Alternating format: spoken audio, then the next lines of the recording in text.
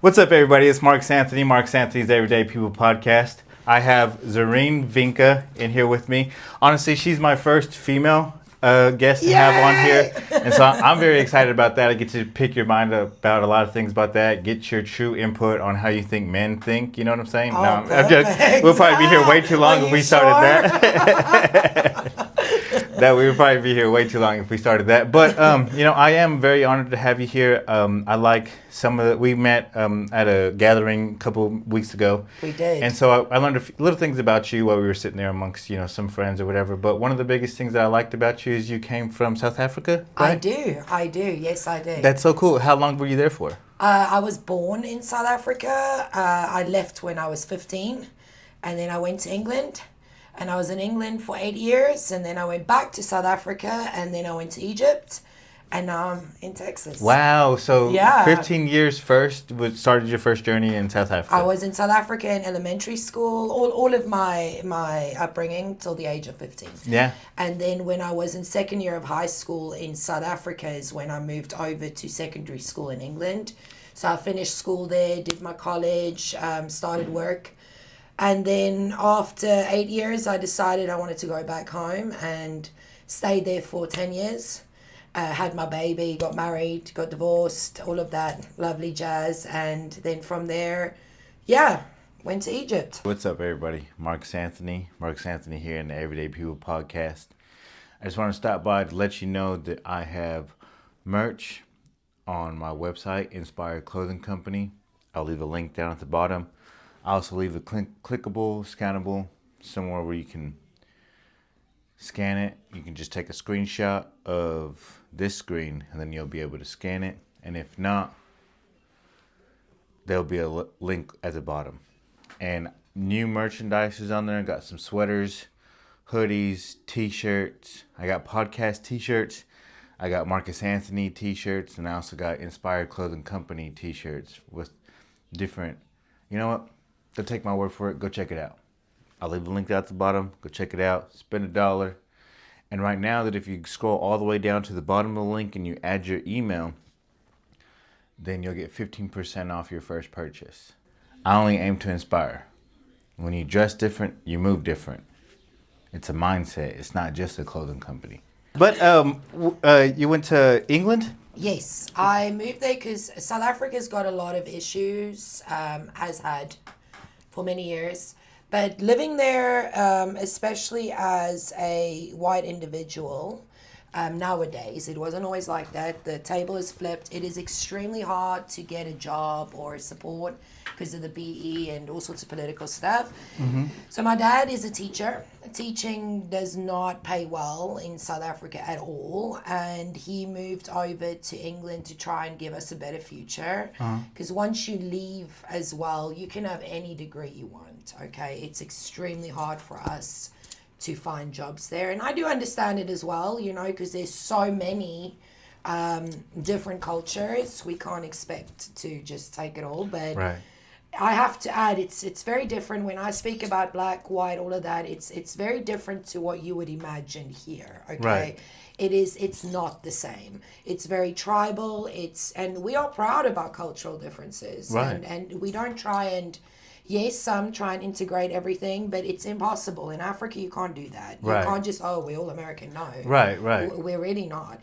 Okay, that's another topic. So back to South Africa. So my dad moved to England for a job, and we went along with him. But even in South Africa itself, we moved around a lot. So I've had a very much, I say a gypsy lifestyle, but it's hard to say that here because people see a little caravan or whatever. That's not how it was, but moved around a lot. I was like in 6 primary schools. Oh, wow. Yeah. Yeah, that was 3 kind of like high me schools. too. Yeah. Yeah. You so- never really get to establish a friendship like that, right? No, and to this day, I still struggle. I'm man. 40 now, and I still struggle to maintain. I'm very quick on just Done. Moving on. Preaching the preacher right Right, now. Yeah. right. And it's funny because our upbringings are so different, and Right. yet it's Right. yeah, They kind of yeah, match up a little bit. No, Yeah. yeah, that's funny because I remember whenever I would move schools a lot as a kid, I remember that I eventually remembered a pattern or realized the pattern that it would take me at least 2 years before I got like comfortable and Yes. found my friends or whatever. Yeah. But then sometimes I wouldn't even stay in a place for 2 years. So, I would have to go back to the drawing board again, restart. My maximum is 4 years of being in a place. Now, I think it was last week, was my 4-year mark in America. So, yay! You know I what? made it. I've never had to have that conversation with someone before, but Yeah, Stephenville, I've been here for 10 years. yeah. And that's the most that I've been stationed in one That place. is long, yes. And so to hear that comment, I thought I would never hear anybody make that same Yes. comment too, because I feel how that feels 1,000%. 4 years is the Yes. max that you've given a place so far. Wow, Yes. that's crazy. And the thing is, it's because I do not live, and it's not always, whatever my ways is, I just want to say it's not the right way, it's just how I do it. I'm not able to live in the future, so I don't think, luckily my husband does, but I don't live for tomorrow or the week after, or I'm very much gypsy hippified in that sense of living, very bohemian, so it is today and the past, because the Right. past taught me my lesson. So I can't look in a year's time and say, oh, I'm going to be here, I'm going to do this, because to me I very much go on experiences and feelings and in the moment. And yeah, so far it's been 4 years here, and I've made it to my 4-year mark, so we'll see how it goes after that. That's cool. How many places have you lived in Texas? 1, 2, 2. Yeah. So when I first moved here, my husband has been here for 13 years, 14 years, however long it is, very long. He was in West Texas. Now I know him. He used to be a very close friend of mine for many years, a good friend of mine, and it kind of developed from there. So I've seen him go back and forth. When I was still living in South Africa, he would come here, go back, and Oh, wow. never ever thought anything of it. We actually only reconnect or connected on a romantic level when I was in Egypt. But long story short is that we started talking, we started getting together and whatever, talking on Facebook and video call and whatnot. Yeah. And he just said to me the one day, are you ready to move to America? And I was like, no, are you mad? Because I actually never wanted to. I didn't understand it here, okay? I'm very weird with first world systems, and I really struggle with it. And then he asked me again, and I was like, at that point I was going through a bit of a rough patch. It was just after COVID. It was after all this craziness. And I said, yeah, let's try it.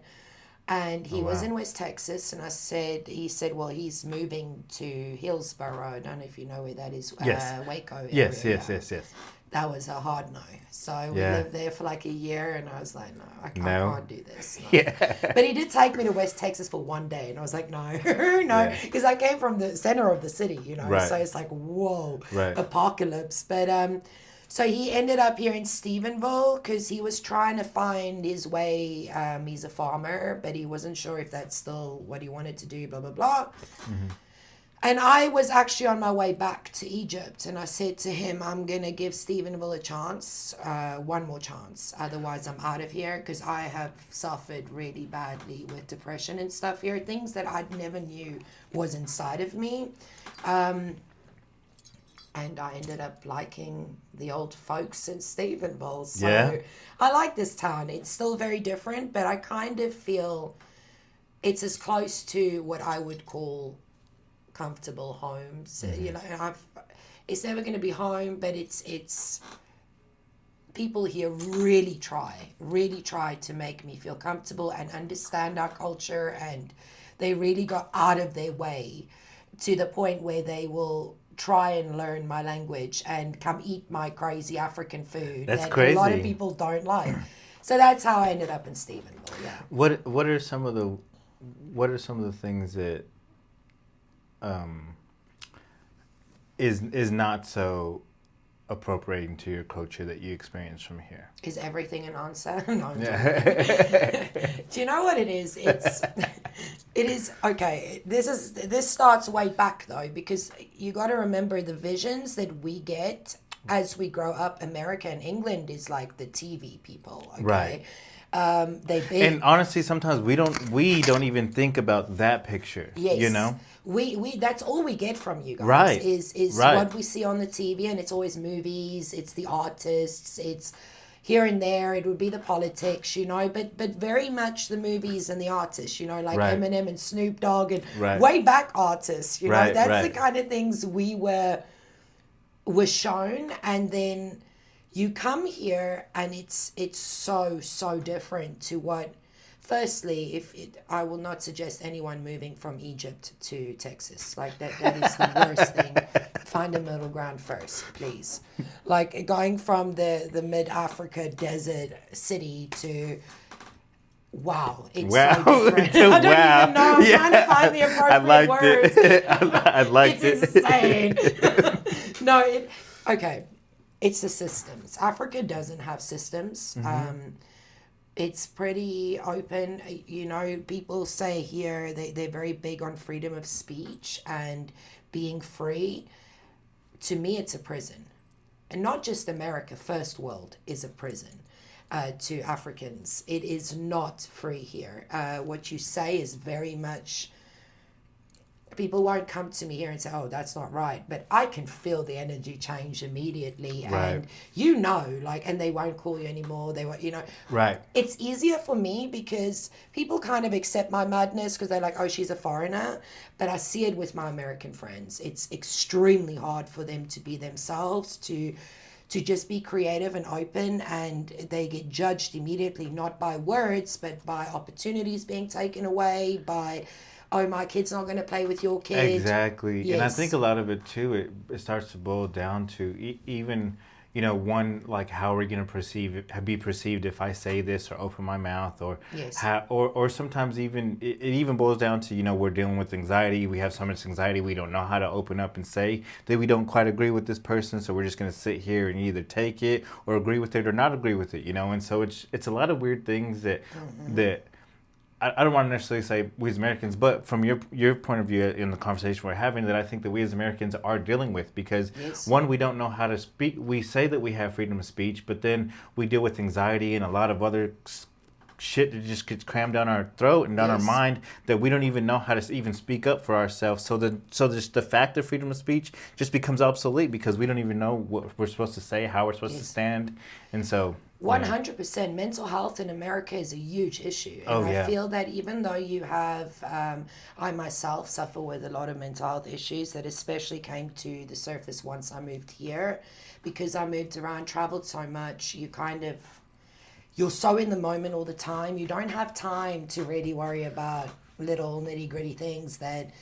Anyway, mental health, even though you have, and when I say America, I've only been to Texas, okay? Right, So right, I right. should rephrase Texas because I've never been to another state here. The mental health here, yes, it gets people notice, or not notice. There's opportunities for you to go to the doctor, get medication, get seen, whatever. But that's really where it stops. People do not understand it because it's such a big problem here. As you said, it's part of your life now.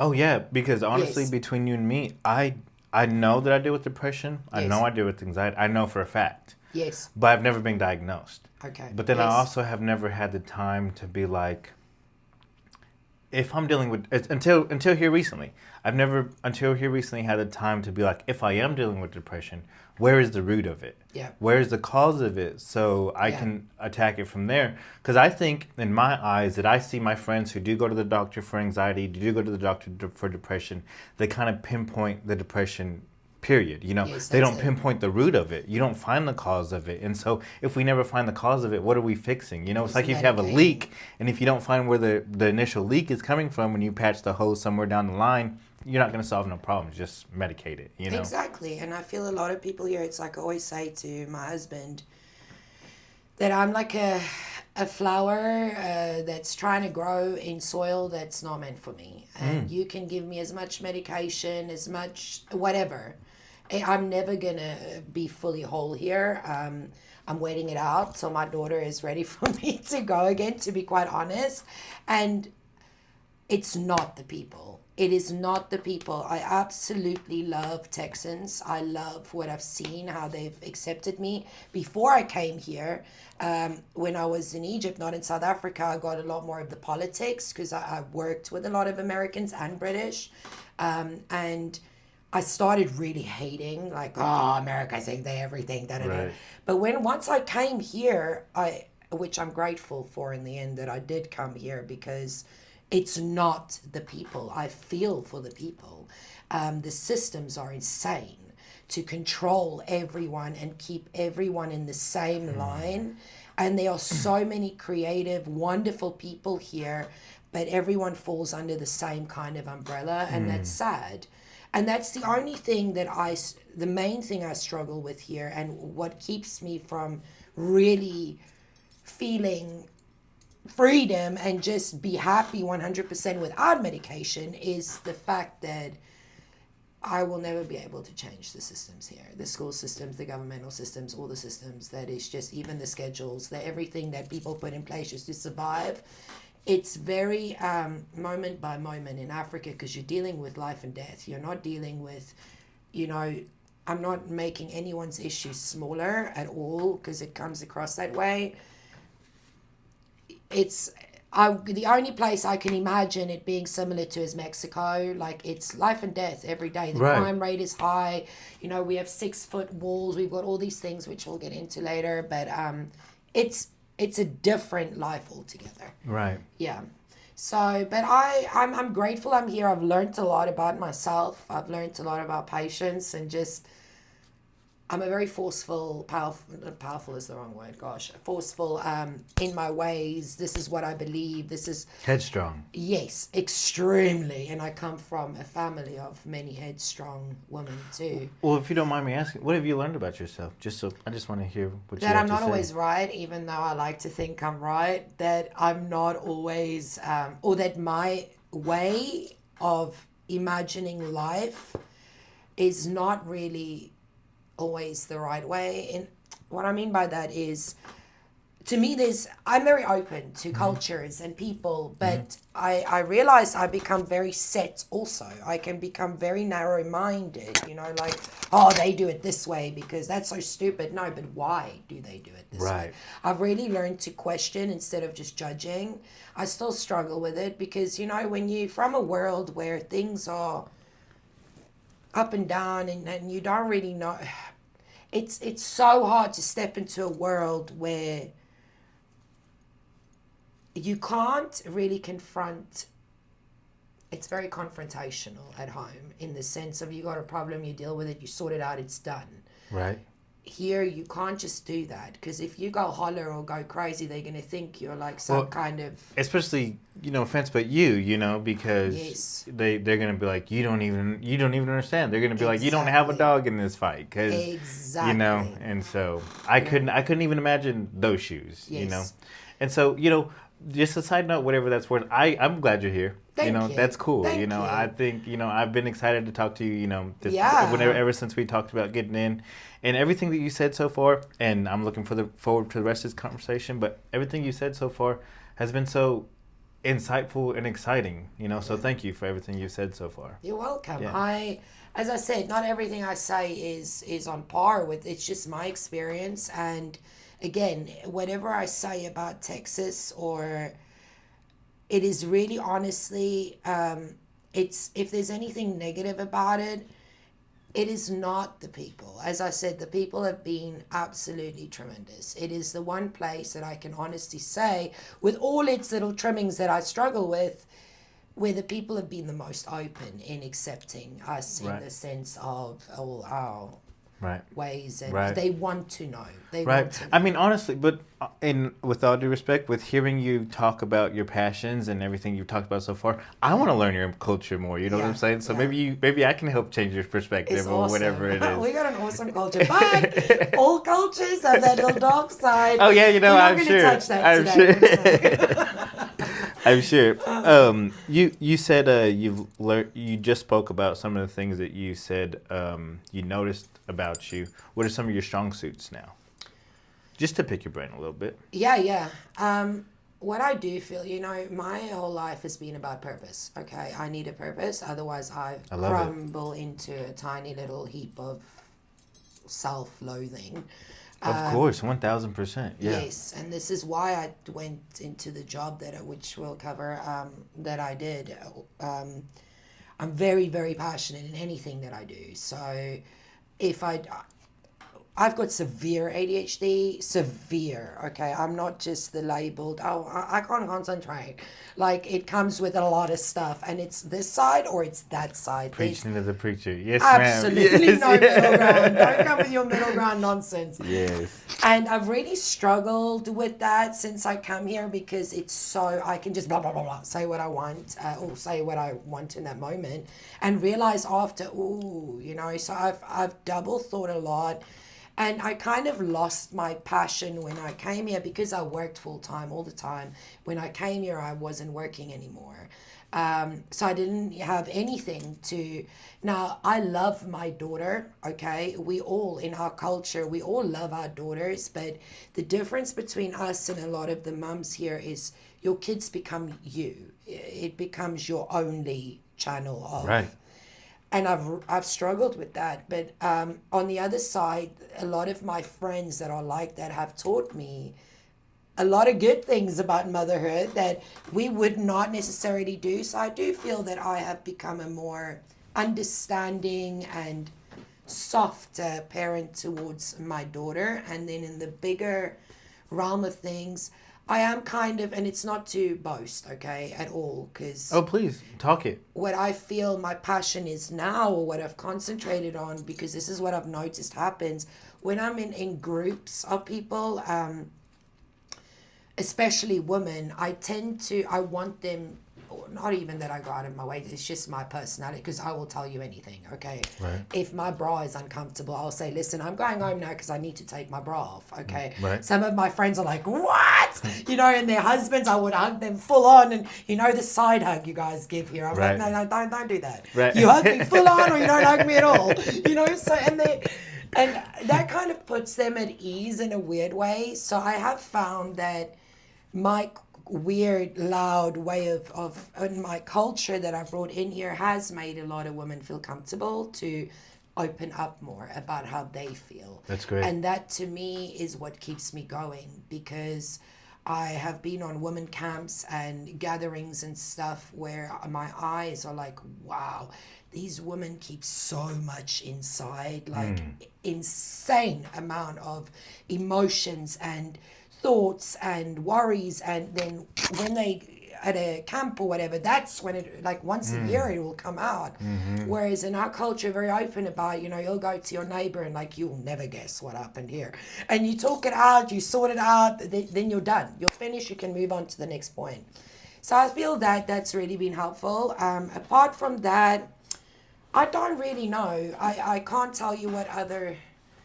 Honestly, that's a good strong point to have, honestly, because in the way that I maneuver, in my perception of things, to me, the greatest contribution that we can give as a human person is to motivate someone else, inspire another person, And then I hear you too along those lines, because I do, in the way that I maneuver with all the things that I spread myself so thin on, I have a lot of people comment on the fact that they like what I do, But I also hear some men my age or friends amongst myself, and we talk about chasing dreams or following your dream or whatever. And sometimes this gets to a point where some men my age kind of sound like they're ashamed to talk about their dream, because we also deal with so much. I can take five people that are within arm's reach distance of my work area, okay? And I know that every single one of those five deal with children, deal with bills, deal with a wife at home that they don't know if she loves them all the time, And those are things that we deal with as men, because we don't want to feel like we go to work all day long, then go home to some people that don't appreciate us. So I see my peers, my men, deal with this, and so Hugely, actually. and so yes. huge, and they wear it so good, might I add. All you men out there, y'all wear it great, but in my Much eyes, better than the woman, I have to but say. in my eyes, I wish that they would, Yes.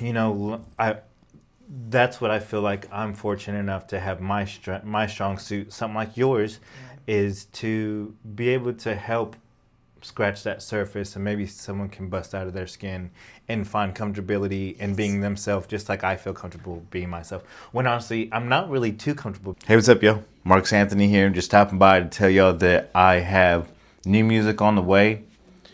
All platforms: Spotify, Apple Music, Tidal, SoundCloud, YouTube Music, Facebook, TikTok Sounds. You know what I'm saying? Anywhere you can find it. There's music there now, and music on the way. And I also have artists that I've been featuring with, Big Honcho. Also on all platforms. Go check it out. We got our new song Thinking out right now. It's a vibe. He's got a whole little project coming soon. Y'all go check it out. Show some love to the homie. Many more features to come. Got a lot of features on the way. Some of them are on the hush because they're not my songs I'm putting out. They're features I did for people, so I'm just waiting for their moves. So, but stay tuned. A lot of music on the way. Thank you for everybody who listens. I love you. Being myself, but this is just how I maneuver. You know, this is just what I do. So, and the thing is, you know, with things, it's like I explained many times when I chat with the girls. Everyone's suffering, okay? You can see that in the eyes of the people here, okay? Oh, yeah. They might not say the words. You can see it in people's faces, their eyes. They're demeanor. exhausted. Yeah. They try and keep it so tightly together because they do not want to put burdens on other people. But by keeping it so tightly together, you are putting a burden on other people, because those people are trying to keep it tightly together because you're keeping it tightly together. If we can just discuss this more and be open about it more and carry, you know, in Africa, we really do carry each other's weight. And that's not a burden, that's how it is. If you don't do that, you're kind of rude. You know, you're kind of seen as, oh, wow, they're off. You know, they're snobbish or whatever. So you very much share your burdens. You very much share, because you have to, okay? In that kind of circumstances, you cannot just keep it to yourself. Yeah. No, I feel you 1,000%, because a lot of the people that I bring in here and I encounter, even my friends, I have some harder friends, you know, I wasn't always a slight shedding person, you know. There used to be a darker part of me, and so in doing so, I've developed some darker friends that are still in a darker part of their life. Yeah. But you know, one thing that I just encourage them to do is, even if we're amongst each other, just, you know, just air it out. Just tell me about it, you know. And I try to encourage them, because it's hard for me to ask for help also, you know, for the next person, because I also feel the same like you just said. I feel like I'm just going to bother them with it. You know, what they have their own problems. Why would I bring my problems to them? Yeah. But that's how I am. But the way that I encourage people to be toward me, that if you have a problem and if you need help, I'm sure two heads are better than one. Yes. You know, but it's so different, because in one hand, I'm so willing to be a helping hand, but in another hand, I'm so unwilling to ask for a helping hand. So, you know, trying to match that person together, it becomes very weird whenever I like explain it verbally like that. Because no, it makes that's what I see from the outside, is that people do tend to, Texans will do anything to help you. If I call any of my friends now, whether it's 1 o'clock, 2 o'clock, if they don't have their phone on Do Not Disturb, then I am able to get and say, listen, I need your help now. They will be there immediately, okay, with 5 others to help. Right. But I don't get anything from them, you know? And how I explained it before is, it kind of feels like I'm the issue then, you know? And it's not, because they want to help. Right. But because they want to carry everything themselves, I feel like I'm the moaner. I'm the one that needs help. I'm the, you know, they have it all it kind of, people here feel judged because they very much judge themselves so much, so heavily. And it's hard. I can't imagine living this all my life. Obviously, I won't know no better, but I really feel for the women and the men here that has dealt with this all their life. The system that we grew up in, or that is around us, there's many good things, don't get me wrong, many good things, especially your popos. I love your police, I love your anything to do with anything like that is like, yeah, because we don't have that at home, so it's like, wow. And they're like rock stars, okay, because we see them on the TV, but No, coming back, sorry, just quick. No, you're fine. The men, man, it saddens me because you have such strong, wonderful men, and their mental health, I would say, is almost the problems with men's mental health is above the woman. And you can see this when they get together, and some will open up, and that even my own husband, he's South African, very strong, man, as you would see a man. Yeah, and but never shares. Like I can tell something's off, but he will not complain. Right. And he always says, "What's the point? Like I need to carry on." So and it's sad that it's like that because you do need to deal with that. You need to. Right, because there's been some times, even here recently in my life when I've had people see it on me that I'm just going through it. And at the time, my biggest pet peeve was people asking me what's wrong. I don't know what to say, man. Yeah. I don't know what you want me to say. Yeah. Yeah. And then whenever I feel like I do want to, because sometimes I'll scroll through my phone and just look for somebody to talk to, you know. But then sometimes I'll click it and it gets to ringing, and I'm like, what am I even gonna say? Yeah. I don't have nothing to say. I don't know how to put it into words. Yeah. I'm just hurting, or I'm just going through it, and so then I think to myself, well, then you know what? I do no good talking about it. It's not gonna solve nothing, But you'll be surprised that sometimes it does, Sometimes, or just getting it out there. Sometimes I'll be so bent out of shape. Well, let me add this before I add that. Yeah. I'm such a spoiled person. I'm sure God looks at me and he just shakes his head all day. He's like, oh my gosh. I spend about 95% of the time praying that it doesn't go a certain type of way for it to never go that way. It always works in my favor, And so with that being said, I oftentimes found out that it was really just me holding it in my head that was making it the worst. That was giving me the most depression, giving me the most weight, because the moment that I opened it out and said it verbally, I'm like, that was so dumb to stress over. Yes. Or the answer is right there, but because I held it in my head and didn't get it out, then I think it allowed myself to make it heavier than what it actually was, because I have the thought, my problem, and then I realize I have a problem. Then without me putting it out, then dark thoughts just pile on top of it. So then it just becomes heavier. And worse. Yeah. And worse, and so that's one of the things with this that I'm so glad that I have, all types of people coming in here, because one of the things I want them to feel like they can just get it off their chest, let it out there. Positive, negative, good, bad. I'll take it all.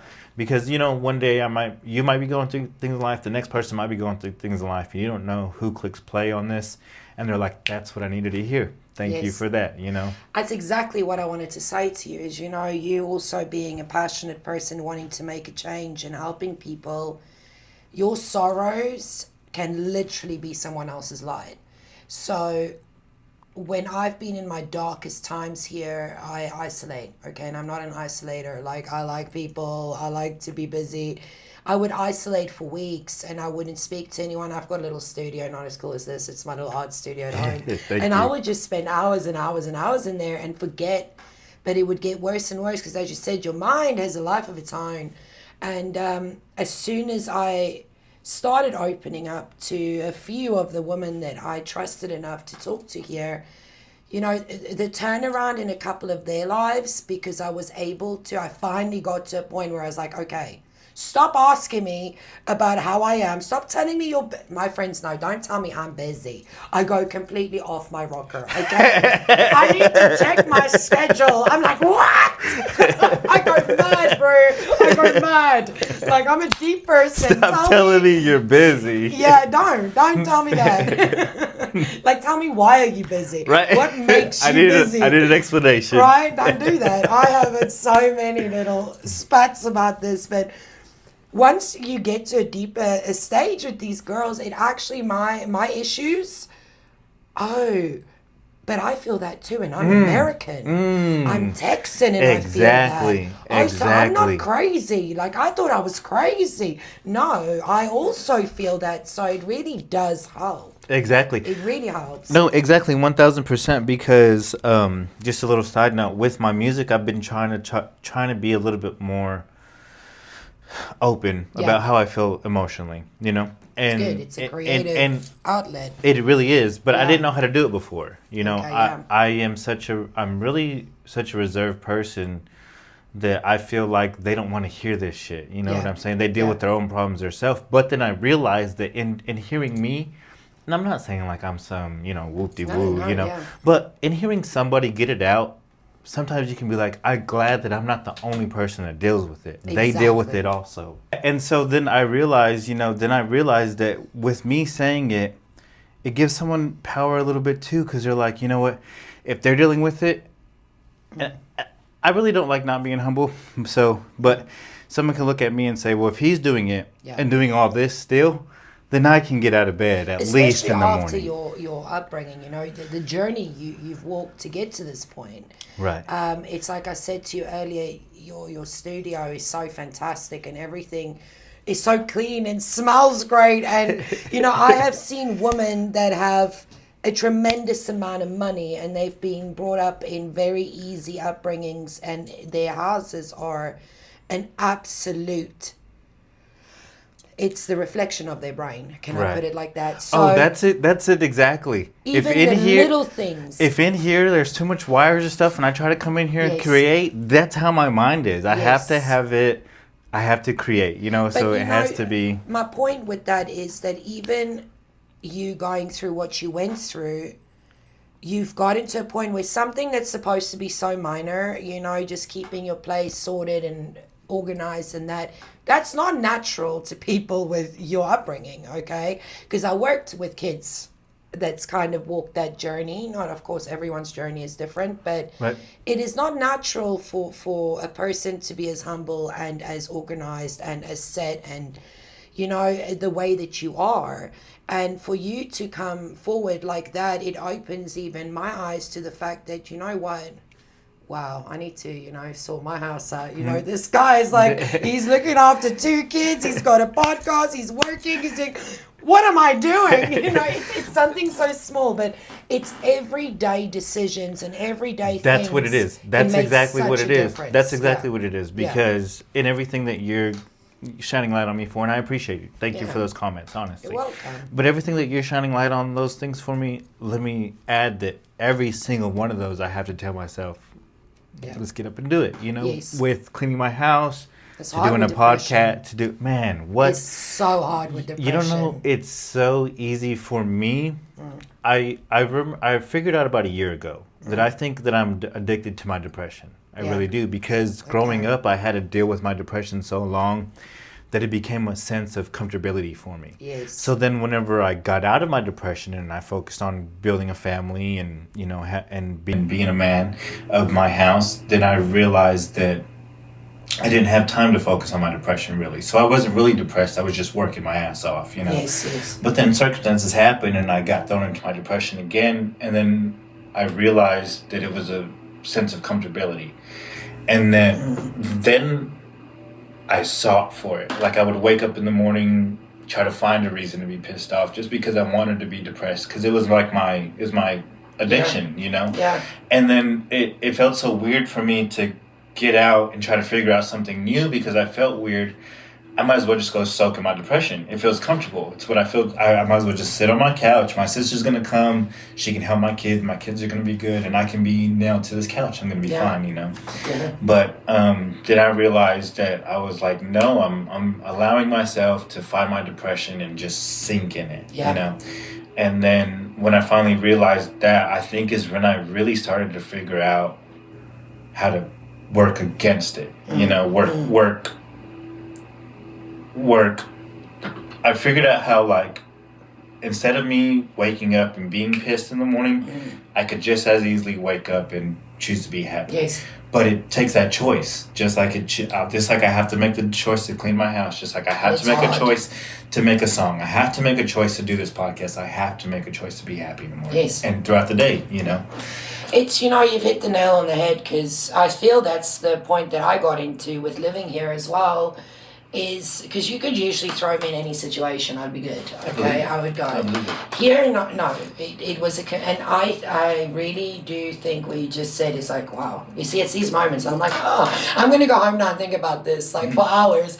But yes, I have become comfortable in just. It's too hard for me to accept. It takes a lot of effort to accept this new life. Even though I've been here for 4 years, it's still a new life to me. But you're right. It's putting those little things. You know, I almost phoned you yesterday. And I was like, oh, bro, I don't know, you know, because I do that. I'm so ready. I want to do it, and then as soon as it comes to the crunch, I'm like, no. Are we the same person? No. Right, I think we're the same person. That's me 1000%. Right, and I was like, oh, what am I doing? And I'm the worst too, because being a host, I'll invite people and I'll get my depression. I'll be like, hey, I got something going on today, you know? So this was meant to be. Yeah. You see?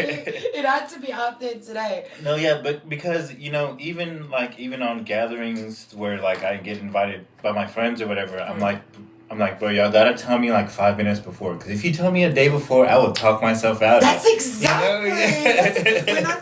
When I tell my friends, I'm like, listen, because they know. Because I'm always ready anyway. Yes, you know what I'm saying? Yeah. Exactly. And then with ADHD, we do last minute. Yeah. So. Yes. And yes. then they call me the fader. They're like, you always fade. Like she'll make all these plans because in the moment I'm ready. So now they would be like, okay. You know, we go in here in like half an hour. I'm like, sharp, I'll be there. Yeah. So it's exactly the same. Yeah. I cannot. Because some of my friends, they'll be like, are you really going to come? And then there'll be a group of them or whatever. We'll be separating. And they'll be like, are you really going to come? I'll be like, yeah. And then another one will be like, no, we told him too soon. You're not going to come. That's exactly. I'm so glad I'm not alone. Oh Man, my gosh. Yeah. I'm the worst about that, honestly, because on everything, like even with the kids, I'll tell them we're going to do something and I'll talk myself out of having a great time with my kids. And, you know, I almost talked myself out of going the other day, you know? Yes. And I'm so glad I didn't, because I met all of y'all. Yeah. I had a great time. It was good crawfish. Once you're there, that's what my husband always tells me when I go into a little spaz attack of, oh, I don't want to do this, and I get angry, right? I'm like, why do I have to go do this? Trust me, I get so pissed. And then he's like, listen, just wait till you're there. And 99.9% of the time, almost 100, once I arrive, super cool. Oh, yeah. It's just that, but you know, that is, with ADHD, you know, it's very much, and with trauma and all of that adds to the equation, it's very much a chemical imbalance, and I feel that people misunderstand ADHD, autism, all of these things that we deal with, because they think it's just a pill is going to make it right, or just ignoring it's going to make it better. But you know, if you look at the bigger scale of things, going to make it right is outrageous to me. You have to have. See, I take medication 100%. Without it, I go crazy. But it has proven that that's not all that I need, because I have a very my chemicals are completely, and hormones and all sorts. But that alone does nothing. I have to have my systems in place to get up and carry on with life and do what I need to do. But the triggers and the extreme hormonal outbursts and that does get, unfortunately, suppressed. If we were 30, 40, 50 years ago, there would still be a way that I could, you know, I started medication in Africa, but I really only took it seriously once I got here. Because it got to like the depression phase of, I do not want to live anymore. Like, I cannot be here. Yeah. And it's something that I'm not used to. It wasn't a familiar feeling. But all the other ADHD traits have always been there since I was younger. But you know, when you're born with it, you're told so many times there's something wrong with you, and you're told so many times you're weird, or you've got weird ways, or you're lazy, or you know, or you're too much. When you become an adult, those are the only voices you have inside of you, and the medication helps me to dampen those voices. Wow, that's amazing. What that helps. Thank you for that. No, that is what the medication helps me for. Is just because I have 9, as you would probably also have, 9 million conversations with 10 million different people in my head every day. And I take my medication in the morning. It's only 1 tablet, okay, or pill or whatever you call it here. And all of those, it helps me to be able to focus on the depression, on the anxiety, on all the other things to try and fit into a normal world. Right. is not possible for us. No, I feel you. Yeah. We can do it on the outside, but inside we die. Oh man, yes. And that's where the depression is. And there's so many of us out there, and the more we speak about it, the more we get it out there, the more it's okay to be different. Yeah. It really is. Yeah, and honestly, like I said, I've never been diagnosed with it before. Yeah. I know I deal with it. I know I do. You know. Yeah. But I guess me. This is, and please don't take like I'm. No, Okay. please go. And for me, like this is my pill. This is my dose of me trying to balance it out every day. And so when people are like, "How do you do it all?" This is how I do it. Yes. It's because without all this, oh my gosh, my head would be so filled and so dark. And so this allows me, and having be fortunate enough to having people like yourself and tons of my other guests that I've brought on, and they give me insights, and they basically, like we wrapped around to earlier, they make me feel like I'm not alone. Even though we don't have the same book and we don't see out the same window, you still have the same pain. You still deal with the same things that I deal with. Yes, and also each one of us has a different makeup. So some people will do well with medication. Some people will do well without it.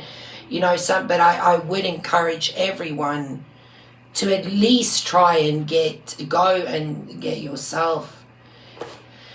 It does help immensely to just know. Yeah, evaluate it. Okay. Yeah. Like my friend, I've got a very close friend here, and for many years she struggled for so long because she really didn't know, and she's bipolar, That's a massive thing to deal with. Exactly, by yourself and not have no idea what you're dealing with. Right. I couldn't imagine. Yes, so I think it's very important, but I also think it's very important to do your research and not just take anything. Exactly. That anyone gives I like you. that you followed it up with that. Thank you, because I agree 1,000 too. Get out there, get an understanding of what's going on, but also do your own understanding. Yes. Also do your own understanding, because unfortunately there are some people out there to steer us wrong. And especially people like us who we feel like we have a problem. So when we finally go out to get the advice, but then that advice is false, and then we take it and run with it, and that hurts us longer in the long run. Exactly, and some people don't need medication or anything. Some people just need to talk to someone, Some people literally have their trauma and no chemical issues, no brains, none of that stuff. So medication's just going to numb them even more. So no. But for me, no, for sure. Without it, I'd be crazy. I'm crazy already, but that would be like... lock me up kind of crazy. You said you were a teacher? Yes. I started working in England when I left school, or I left home quite young, like 17-ish. So I started working in just a normal school. My dad was working in mainstream school, and I had a thing for the rebels because I myself was not a very straight shooter in school. I couldn't imagine. No. Anything that I shouldn't do, that's what I did, and I wish, as a mother now, I'm like, why don't I just do it? It's that ADHD mind. Right? Yeah. Nothing is good enough. And like, everything's boring. And if they tell you no, it's just it's immediate yes in your head. Yes. You know what I'm saying? Exactly. It's like, I'm going to show you.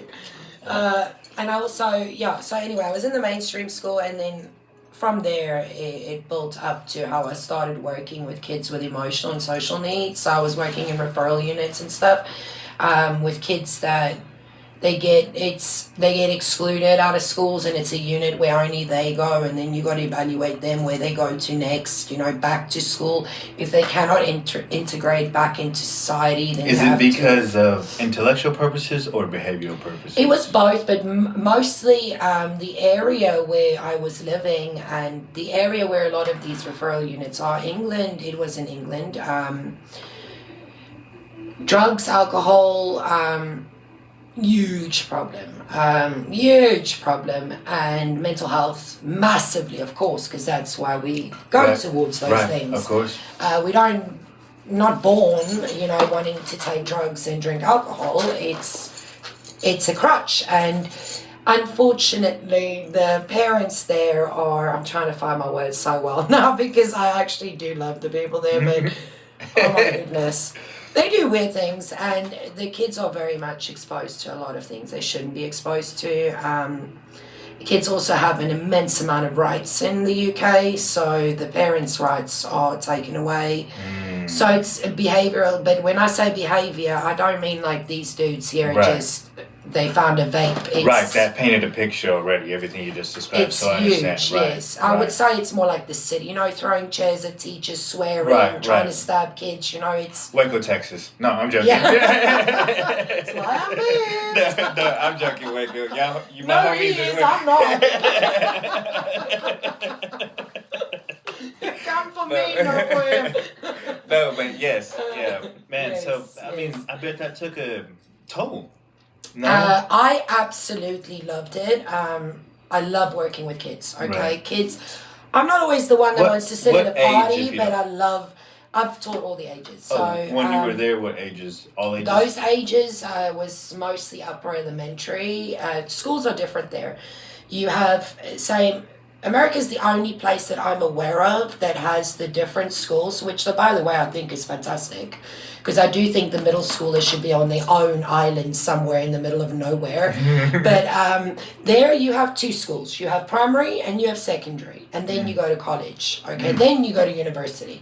So that was an elementary age. So it was fourth grade, fifth grade, that kind of level.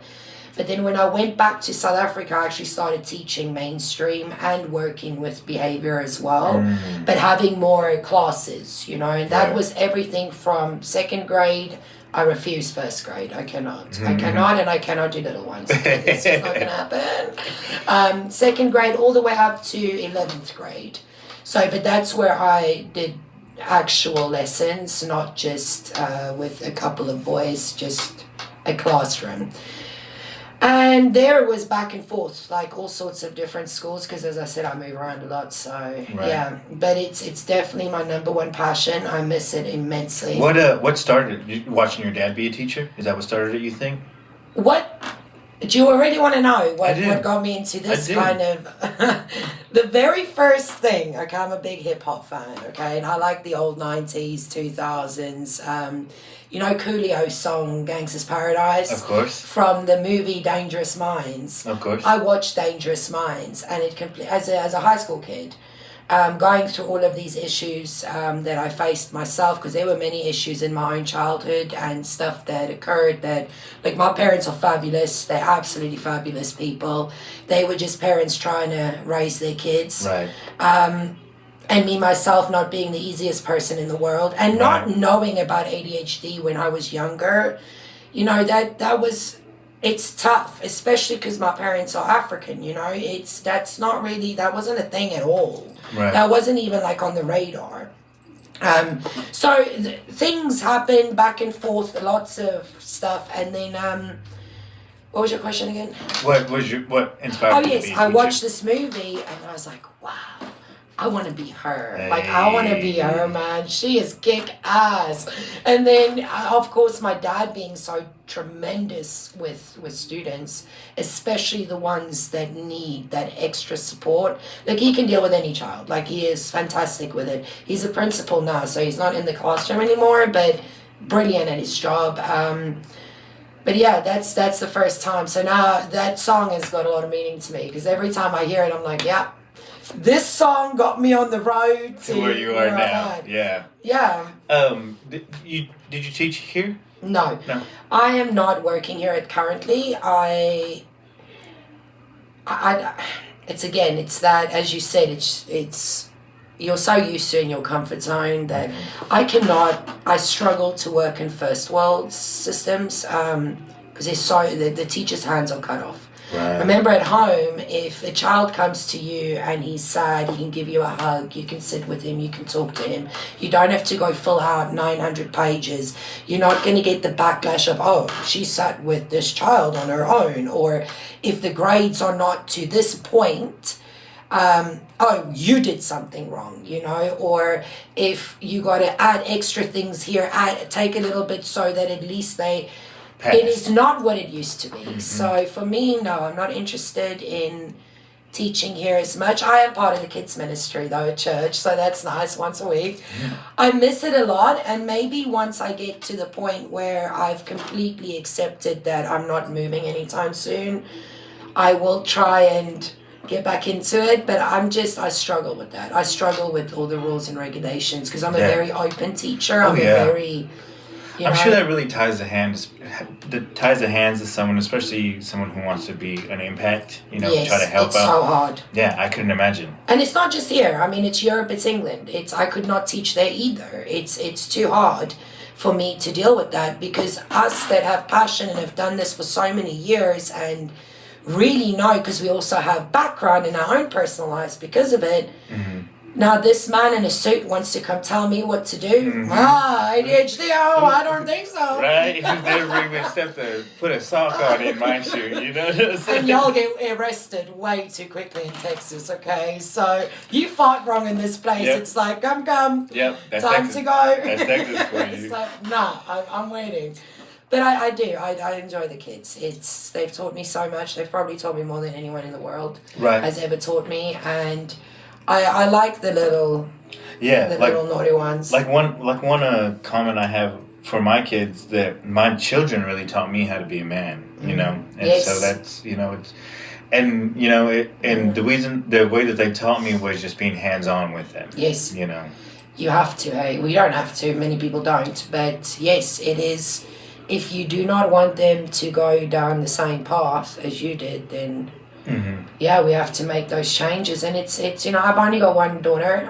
She's 14, almost 15. Nice job. I was literally about to ask you that question. So nice flow. Yeah, I'm in it.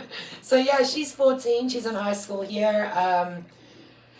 Wow. A 14-year-old female in this day and age. Good night. No, yes, please. Thank you. Thank you. Salute to every mother that has that and dad, because it ain't easy. Oh my gosh. What do you think is the biggest trial you think you faced right now with the fact that I actually spoiled her my whole life because she's my only child and she's identical to me? If that is actually, I think she's a pretty cool 14-year-old. But I have spoiled her immensely, okay? In the sense of... I'm going to go discipline him real fast. Do it! No, we've always had a very open... Because for a very long time, it was only me and her. Oh, wow. So, I was a single mother for quite a while. And even when I wasn't, I haven't always made the best decisions when it comes to partners. She was... From the minute she was born... It was me and her. Like, everyone else would come and go. And so she grew up very differently. And because she's moved around so much, I mean, she's went to school on 4 different continents. So and she just shines, or she did. Now she's struggling. The teenage years is a bit difficult for her. And also to fit in here is not easy. 14's crazy. Yeah, and she's from a different world, you know. But yeah, her mouth is very big, but so is mine. She's my double. That's the only thing I struggle with. And I know that once she leaves, she's going to be cool.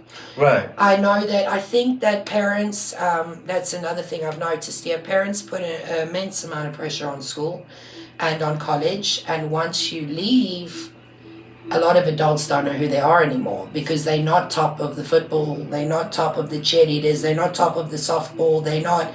You go into the real wide world and it's like, oh, what am I now? This is the real world. Yes, and that really, I've noticed that here, and I try not to, if she comes home with a detention or whatever, because that does happen, I have to throw a fit a little bit, I'm a mum, but in general, we would talk about it and listen, dude, that was stupid. That is how we are.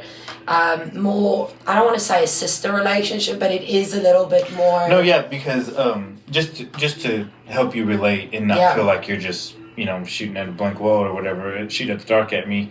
I raised a 14-year-old, from 7 to 14-year-old too, so I understand that. There would be times whenever he was a boy, and there would be times whenever he would come in and it'd have to be a disciplinary system, and I'd be like, hey, look, I'm gonna tell you about this. You know what you're supposed to do. Yes. You're gonna get this talk. I'm gonna tell you how it is. We're not gonna have this talk again. Yes. Because the other time, not right now, you hear me. Next time, you're gonna feel me. You know what I'm saying? So you have to, you have to really, how it is. You have to kind of approach it with a grain of salt because one, it's in one ear, not the other. Honestly, you know. And then two, if you sit there and hound him on it, Yes. You're gonna make them more be susceptible to doing it again, you know. And not but if come you're to like, you hey, next this is time. yeah, Yes. yeah, exactly, and then exactly, big. Thank you for that. Yeah. Yes. And but if you're more of the sense like, hey, this is what you did wrong, you know, treat them like a little. I think, in my eyes, the reason why they kind of do some of these acts is because they're kind of trying to be a little bit more of an adult. Yes. But they don't know how to do it right. They're still child minded, so they do a childish act trying to be like an adult, and it just ends up all one question, you know, conundrum. But 100%. But if you like, sometimes I would have to tell my 14-year-old, I would say, son, you think of it as a child, and I'm telling you from a man's point of view. Because one time I thought of it as a child. Yeah. And I remember when someone told me from a man's point of view, I was like, you don't understand. It's Yeah. because I had a child mind. So right now, you don't understand what I'm telling you because you have a child mind. But Yeah. just hear what I'm saying, because one day you'll have a man mind. And you'll have to think as a man, not as a child anymore. Yes, you know? that's a And great so- way of explaining it, because, you know, I think the biggest mistake we make in our generation is the dreaded words that we like to use. Oh, back in my day, back in my, we're not in your day, okay? We're not in our day. Can we just be reminded that when I was a kid, there was no such thing as cell phones, okay? Remember, everything comes late to Africa as well. So, cell phones, the internet, you know, the broadband, they were still like, whenever you have to wait like 45 minutes for, Yeah, because no one can be on the phone. Exactly. Yeah. Right? That's what we grew up. How can you expect your teenager, your child that is now forcefully, because whether you keep them off the phone, whether you... Listen, they're going to find that device. That's all they do in high school. I mean, they don't even have books. They just have their tablets. You cannot expect to raise your child. And myself, my husband, my parents, we don't always see eye to eye on this, because I am very progressive in that way. I don't even know progressive. That's just that's my thoughts on it. Also, being a teacher, seeing these kids, you can't do that. You cannot come in and say, in my day we did this, so you will do this. They might listen to you, but they not inside. It's not doing any good. Yeah. Because all you're doing is you're disconnecting, because we do live in a social media world now. We do. Point blank. Social media rules life. Internet rules life. Exactly. It is what it is. Exactly. Because you're kind of giving them you're kind of leading with that comment. You're kind of right off the rip telling them in their mind, Yeah. you don't understand it then. Yes. Because this isn't your Yes. day. So anything you're going to say after that point, I know, I was in those shoes 100%. before, you know? Me too. So Me too. anything you Yes. say after that point, you're old, you know? Yes. I'm not going to listen to you because you don't even, one, you're saying that I don't understand you, which in the backhand of that, you don't understand me, you know? Exactly. Because you're expecting these days to be like those days and those days to be like these days, and we're never going to come together if that's the thought process you have. Not at all. And I mean, the African parents, not all of them, a lot of them like to, a child is seen, not heard kind of thing. And children do not have the space to be as emotionally vulnerable. And children do not have, they don't really have a say much. Right. It is, you know, I pay for you, I brought you to this world, you will listen.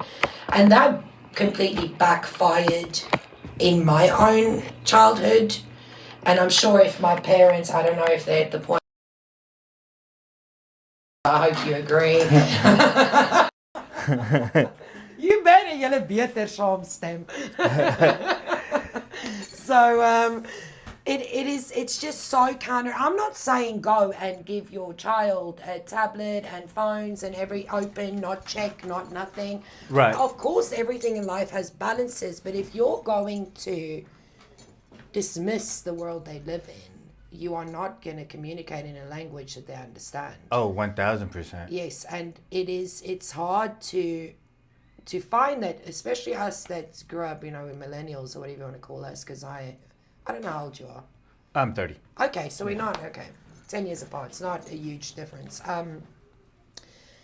We grew up in where I'm from, and I'm sure here there are some cultures like that, where if your mom says stand up, you ask how high. Oh, yeah, jump. And if how you high? don't, are you going to feel it straight away? Oh, yeah. And you shouldn't even have to ask. You should know that you should stand up right now. Right. A lot of pressure, a lot of cultural or societal rules that took over the households and very little connection. Oh, yeah. Very little connection. And that's what I'm trying to avoid with my daughter. Now, my husband and myself, sorry, I'm talking a lot. No, keep going. We spoke about this. We were at Port Aransas. Shout out Port Aransas. It's my favorite place in Texas. I love it so much. Oh, if rent wasn't so high, I would go there next week. Oh, no, it's... That's how I feel about Hawaii. I've never been. I'm sure I will too. Oh, Anything that's sand, sea, surfers, island vibes, you know, Kauai. where I can walk without yeah. shoes. Yes, that's all of it. Yes. The island of Kauai. Yeah. Anyway, Yes. but yeah. So we were talking and we were disagreeing actually on this because he is very much more set in the African ways than I am, because he didn't go to England, he was Africa, Mozambique, and he came here.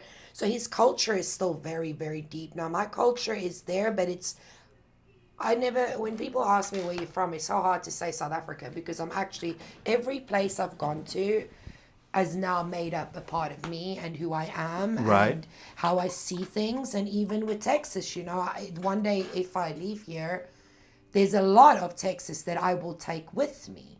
And I'll be in the next place and be like, well, you know, the Texans, they do it this way, and I love this. And, you know, you take these things with you. And Right. we spoke, and I said to him, you know, you're fighting a battle that you're never going to win. Because he's always like, you've got to be stricter. I said, firstly, it's never going to happen. What you see as a problem, I see as a problem if I address it. Because you've got to pick your battles, you know. Especially with a daughter as headstrong as mine. Oh, yeah. No, yeah. She's very much... I understand 1,000% where you're coming from, because I have been in a few foster homes. Yeah. And so in these foster homes, there's been at least like 4 to 6 other kids in there, you know? Yeah. So I've been able to see how kids act to parents. And I've also been fortunate where some of the foster homes I lived in, they also had real children of their own. So they had like immediate children, then we were foster care. So then I got to see how some actual parents and some actual kids, you know, interacted with each other. And one thing that I watched, and amongst friends and all that stuff too, and one thing that I watched is sometimes the parents will be so strict that it caused the kid to put on a front in front of the parents and then be a whole different person away from the parents. Yes. You know, and even though that's a coping mechanism, and that was me too, and even though that's a coping mechanism of how that whole system works out, I don't want it to be the relationship for my kids, because I don't ever want it to be a point where like I never knew you were going through this, or you never knew I was going through this, and it could be just as simple as me picking and choosing my battles. Yes. Because if I would pick and choose them better, then maybe they would be more susceptible to come and tell me things, to allow me to be their partner in life instead of someone who's working against them. Yes. Because I think that also, you know, viewing some of these relationships with kids and parents, a lot of times they also felt like the parents were working against them, you know, and I feel like that would be a huge burden as a kid and as a child to someone who's your parents, to always feel like you're letting them down because you're never doing it right, you know, because all they're doing is bitching at you. But also from the standpoint of being a father who's had to discipline and be that broken record, it's a very thin line, because one, you don't want to suppress it all and then be like, damn, I should have said that. Or then two, you don't want to be like, I said too much. Now they just hold back their whole life from you, you know? So it's a very thin line between it all. You know? It is, and I mean, it's all very important when they're young. You know, my child has morals, okay? She might come across a little rude sometimes, and when I do tell her, like, if I shout at her, she blocks off. But if I say to her, listen, you really hurt my feelings now, you out of line, she'll go off on a rant, but then she'll come back. She's like, oh, I'm sorry, Mum. And she'll try, and I really have to talk to her for her to... And also, a lot of the times when things bother me, like she's been a bit of a so-and-so lately with her ways. We took a friend of hers with on vacation, and her friend actually told her, you're so mean to your mum. And it, like... Switched immediately? Yes. I could have told her 900 times you're mean to me. She'd be like, you're overreacting. Yeah. But her friend comes and says... So I like to use that, you know, have like friends around a bit and be like, hey. Yeah, yeah. And it does. She listens to it. But also, she tells me everything. Things I don't even want to know about, okay, of her friends and things they get up to and things that she gets. I really, in my adult brain, I'm like, oh, I should have just ripped my ears out long yeah, time ago. like, please, I don't want to be that close. But rather that, then you know Exactly. Then the opposite. this world, the world has always been dangerous. There's always been, predators. There's always been dangers in that. But now it's so easy to get on a phone, arrange a meeting, or arrange all these different things, and you're there in a flash. Whereas back in the day, we would make arrangements and hope it didn't get to one of the teachers before it gets to one of our parents. Man, what? Because someone will have a big mouth. Okay. Now it's just like that, and it's so that channel, having communication and a relationship with your child. I'm telling you now, in every country I've been in, and I will lay this down, is so much more important than grades in school. Oh, man. Than any sport thing that you could reach. Okay, Oh, man. you can be the top dog of the football field. Once you leave school, you're out of that little pond, Oh, dude. man. And You're out of it's it. so funny that they don't see that, No. because we really didn't even see that at the time. No. I mean, thought, even in South Africa, we have rugby, not football. We have rugby. We have similar things like that there. It's like whoa, and then once they leave, there's no relationship. yeah. Now you're on your own, Yeah. and you made your parents so proud by being so good at sport, and so once you leave and that's not there anymore, that's when the mental health starts packing up. Yeah, I remember an old head when I was younger. He would be like, homecoming king, queen don't pay your rent. Yes. And he used to tell us stuff like that and mess with us, but there was really an ideology behind that. It was really meaning that like all this that right now that we stress about is obsolete when it comes to the real life. The bigger picture. The bigger yes. picture of it. And Yes. but it's so funny how kids get so single tracked, and they think like this has to be the rest of my life. But Yes. you also got to take into account, and one thing too, for me being a father of wanting a male, and 7 to 14, he became an older male, had his own thought process. And so one thing that I also would get caught in the moment is that they're also people too. Yes. They also Yes. have their own problems. There's stuff that he's battling too. So for me, like, it almost wraps back around to you picking and choosing your battles. We don't know where that problem or whatever happened derived from. We're just doing the retaliation that we think as a parent. But sometimes we have to break it down and understand that there is a kid too, and we don't know what pain might have happened to get to there. Yes. And so us all adding on top of more pain on top of that, to me, it can't be a good outcome, And we have to also remember the fact that they see things that I didn't even know what sex was until I was older, okay? Right. I knew of it, but I didn't know the ins and outs. I didn't know all these words and stuff, and or drugs even. I didn't know half the drugs on the spectrum. Right. But they know it all. So now they have all this adult information in a child's hormonal body, and we're expecting them to be babies. Like, this is insane. Do that to an adult and see what happens.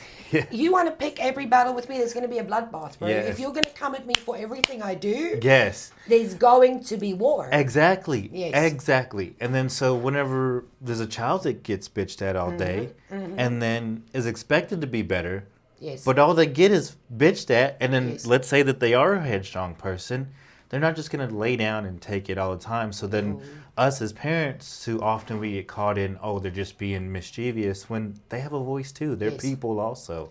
And just because they feel something else doesn't mean that they're wrong. Many times, yes, she can say things I'm like, that is just absolutely insane. Right. Like ludicrous. Like, where did that even come from?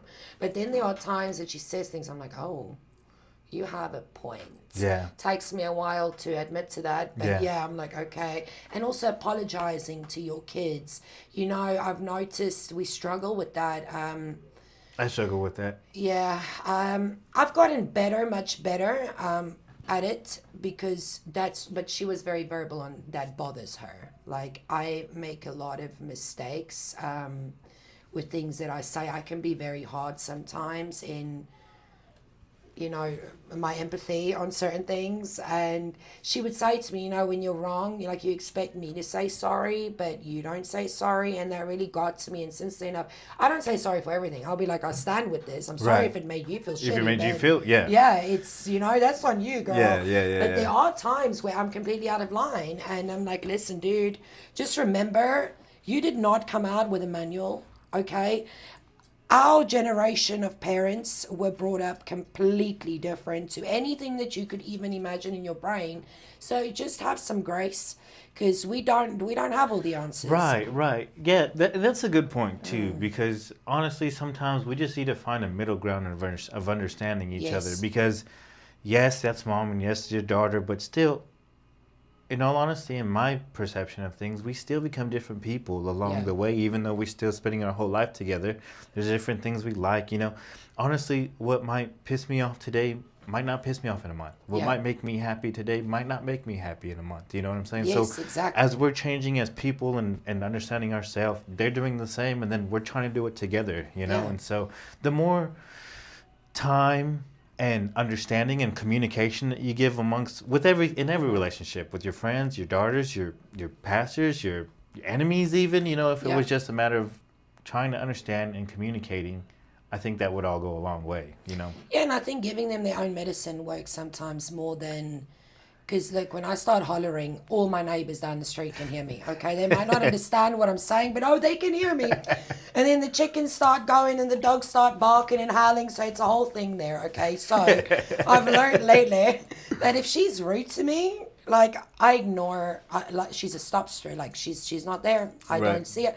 Oh, Mama, no, you're talking to me. I don't know where you're going to find that. Go find it, you know? Like, and she'll be like, you're being so mean. I'm like, oh. Oh. And then she'll start thinking, she's like, oh, Oh, okay, I hang on a see. second. Yeah. Because if I'm just hollering, she shuts down. She's like, oh, you don't know nothing, da-da-da-da. And it's this back and forth. And everyone in the house is upset. No, you want to be mean? Let's play your game then. And it's not always the right way, but again, you pick, it's balance, you Right. know? It's not every time that I'm going to have the patience or the willpower to do that. But she also knows, you know, my child, when we go out, when she's at church, at school, whatever, school, she tries to push a little bit, but in general, she knows what's right and wrong. She knows. Right. She's not rude to other people, me mainly, but to other people, no. She gets on with it. She does a thing. She knows what I expect and what I do not expect of her. That to me, in the world we're living, is, dude, why are we making parenting so hard for ourselves? Man. Why? What? Yes. Yeah, like, yes. why? Just because like, yes, because geez, I know sometimes I have never shed light on this verbally, but that's how I feel 1,000%. Because if we would just spend more time with our kids, it would Yeah. make it easier. But instead, we're not, and it's making it harder. Exactly. I don't see, you know, we're making it harder on ourselves. Yes. Because the less time we spend with them, the less communication we have, the less understanding we have. And it's just a snowball effect the other way around, you know, Exactly. the wrong way. And when the grand scheme of it comes down to, is us as parents just making it harder on ourselves. Because if we put that Definitely. little bit more effort into it, I guarantee, I'm living proof that it goes a long way, Yes, you know? yes. It really does, you know. It's like simple things, like if your child comes and says, oh, Johnny, I don't know a Johnny, so let's go for Johnny. Okay. Johnny was mean to me today. I'll go tell the teacher. The teacher's dealing with thousands of kids, okay? Yeah. She's dealing with the law, and she's dealing with rules and regulations. And no, what did Johnny do? Tell me what Johnny did. Yes. Most of the time when they get to the end of that conversation, they feel okay because someone has listened to them. I mean, if someone is mean to me, and especially it's in Walmart that people tick me off, I'm not a big Walmart fan. So in Walmart, if someone annoys me, I'll phone my husband. I'm like, you'll never guess what they did. You know, my life's very small at the moment. So things like that get to me. Or if I have a disagreement with someone, I will phone him because I'm a very fiery person and learned here not to be, because it doesn't get me very far. I have to be fiery with him, and I'm like telling him the whole story. After that, I'm good. I'm Right. good. Sometimes our kids need that, and not a whole book of advice. Right. And go to this person, go to that person. They need to also learn how to suffer, you know. Right. They need not suffer, but they need to know hurt. They need to know how to deal with the hurt, and to go from there to be able to deal with hurt along the way. Exactly. And even, you know, it kind of brought me a remembrance of a time that I used to deal with too, a couple times, that even sometimes my 14-year-old would come to me with a problem, Yeah. and it would be with another student. And sometimes we would even call the other student's parents and confront Yes. it right there and be like, this is what I heard. Yes. Let's hear your story about it. Where was the problem? And then let's find the solution. Yes. Because sometimes we get in a society, and I feel like society now, they get too caught up in one, what their perception of the problem was, and then their perception of the rebuttal. And then so you go home with this idea of a person that might not even be that real person, which you could easily squash it all. Yes. And maybe have your best friend, if y'all would just communicate and try to figure out what the real thing was. But nowadays we no longer have kids that are A, going to their parents and talking about the problem. And then 2, we no longer have parents who, if they have another problem with another student, going it as a conversative approach. I've seen people here walk up to people's doors immediately as a problem off of what a kid said. You can't always take it as it was a problem because of what the kid said. You have to figure out what the problem was, you know? And so I used to be on that side, you know, for a very long time, where Kenzie would come home and I'm ready to fight. Oh yeah, trust Anything me. or anyone, I have a 6 and a 7-year-old. Trust me. Yeah. Any bit of drama, mama's there. Yeah. But I've really realized with her age now, I'm like, nah, because everything's a drama now. So just listen. The next day they're best friends again, you know. Then they sort it again. And luckily at their age, I wouldn't say luckily because bullying is a huge issue. I feel, no, I don't know how to put this, because it's not easier at their age, but if you have that open communication and you have a family around you, or even friends, whoever is your support network, it's so much easier to walk through that, because they have the words at her age to be able to articulate what is the problem. Yes. But if they don't have that, that's where the bullying becomes a very big problem. Oh, yes. Because they have nowhere to go. They don't know how to deal with it. So they get inside of themselves. They start cutting. They start isolating. They acting out, doing smoking, drugs, everything. drinking, everything. If they have that society again around them where they know, okay, you know what, even if it's your mother's friend or whatever, you know, whoever is your person that is there to help you, and they don't get that reaction of, you know, then they'll be able to work through that. Right. Yeah. But it's not always easy. Oh no, it's never easy. I don't think any of the topics that we've talked on today is ever easy. No. Almost like we talked about a second ago. It really comes down to choice. Yes. Everything really comes down to choice, and that's that's another thing that I like to talk on kids right now while we have it. Is also that's a thing too. Yeah. We have to instill in our children that it's them that have to make the choice, because we can talk to a blue in the face. We can be that broken record for 39,000 years. But until they wake up and make the decision, this is what I need to do, it's never going to change, you know? And it's hard getting that message to a kid. Very hard. You know? Very hard. I mean, Kenzie is suffering with her own stuff at the moment, like mentally and that. And I know the things that she can, very small things that she can put in place to make her life much easier. But she's like, I'm not doing that. But I'm the same, you know. It's taken me 4 years to actually get out of my zone and be like, okay, now I'm going to try something. That probably conversation is probably the exact conversation God has about me way too often. Right, you know, just one thing, if he changed his life, it'd be immense change, Right, you know? right.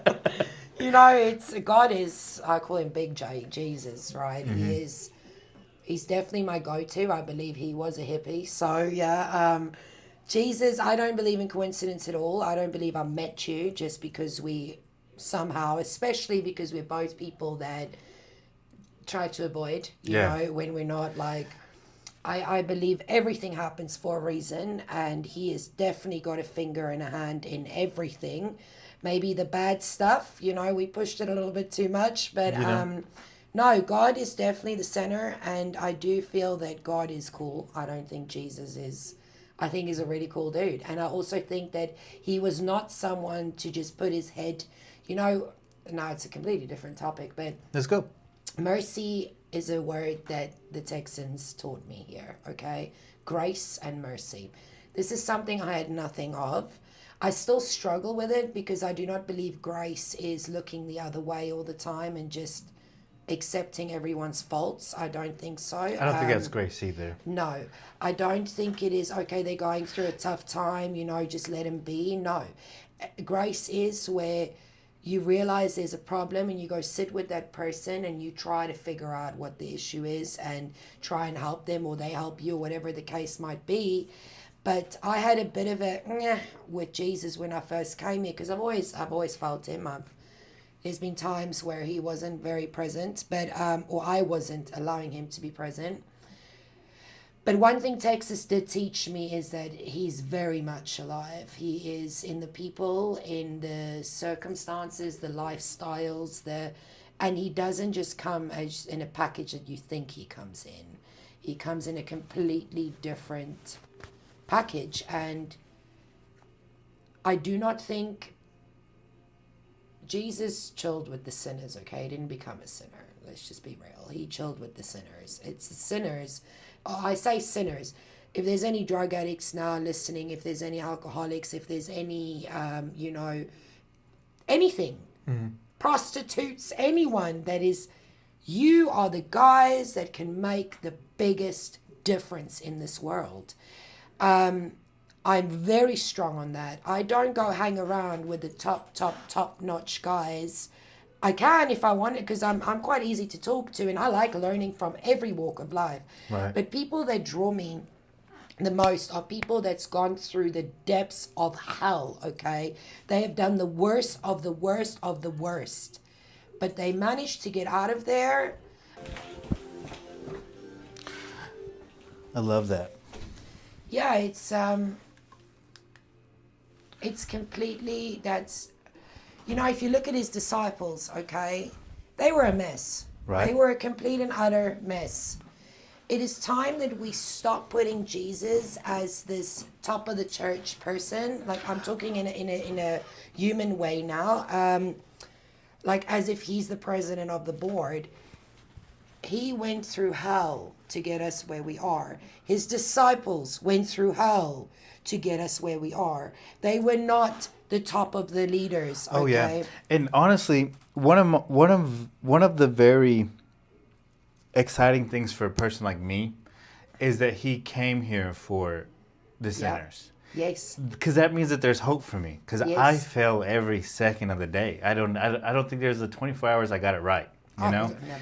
And so just that little piece of grace. Yes. Is so gracious to me, because it means that at the end of my road there's hope still. Yes. You know what I'm saying? No matter And how it much is, I get it wrong, but I do also realize it all comes with, I'm not supposed to just get it wrong 1,000 times and think that's okay. You know what I'm saying? So I know the walk I have to take. But with all that being said, I'm so glad that he came here for, I hold myself as a lesser than. I've messed it up a lot of times, you know? Yeah. So I'm glad that he came here for me. So that means that there's hope, you know? And to see him as, he is our father, but the way that I need to see him in order for it all to make sense is he really is my homie, man. He's my homeboy. Like, I talk to Jesus, I shout at him. I'm like, who do you think you are? Yeah. Like, he's got the worst sense of humor I've ever seen in anything or anyone. That's funny you say that, because sometimes I think his sense of humor is way too mean to me, but you know. I'm like, dude, that's not funny. Yeah, for real. I see what you did, but I do not agree. Yeah. And when you actually really accept him and not accept the social or the cultural part of him, the actual, just you and him. Yeah. Not what this one's going to say or that one. There's a meme I posted the other day. There was a meme I posted the other day, and it was like, "What's up, gangster?" And it was like, "God, Marcus, stop praying like that." That's exactly how I see him. Right? Yeah. I got these little fridge magnets. Yeah. It's like, I saw that. Yeah. It's like, I see you. Yeah. You have to kind of, it's a relationship. It is. It's a relationship. It is. And you can talk to him like that too, Thank you for that. Yeah. Yeah. Thank you for those words.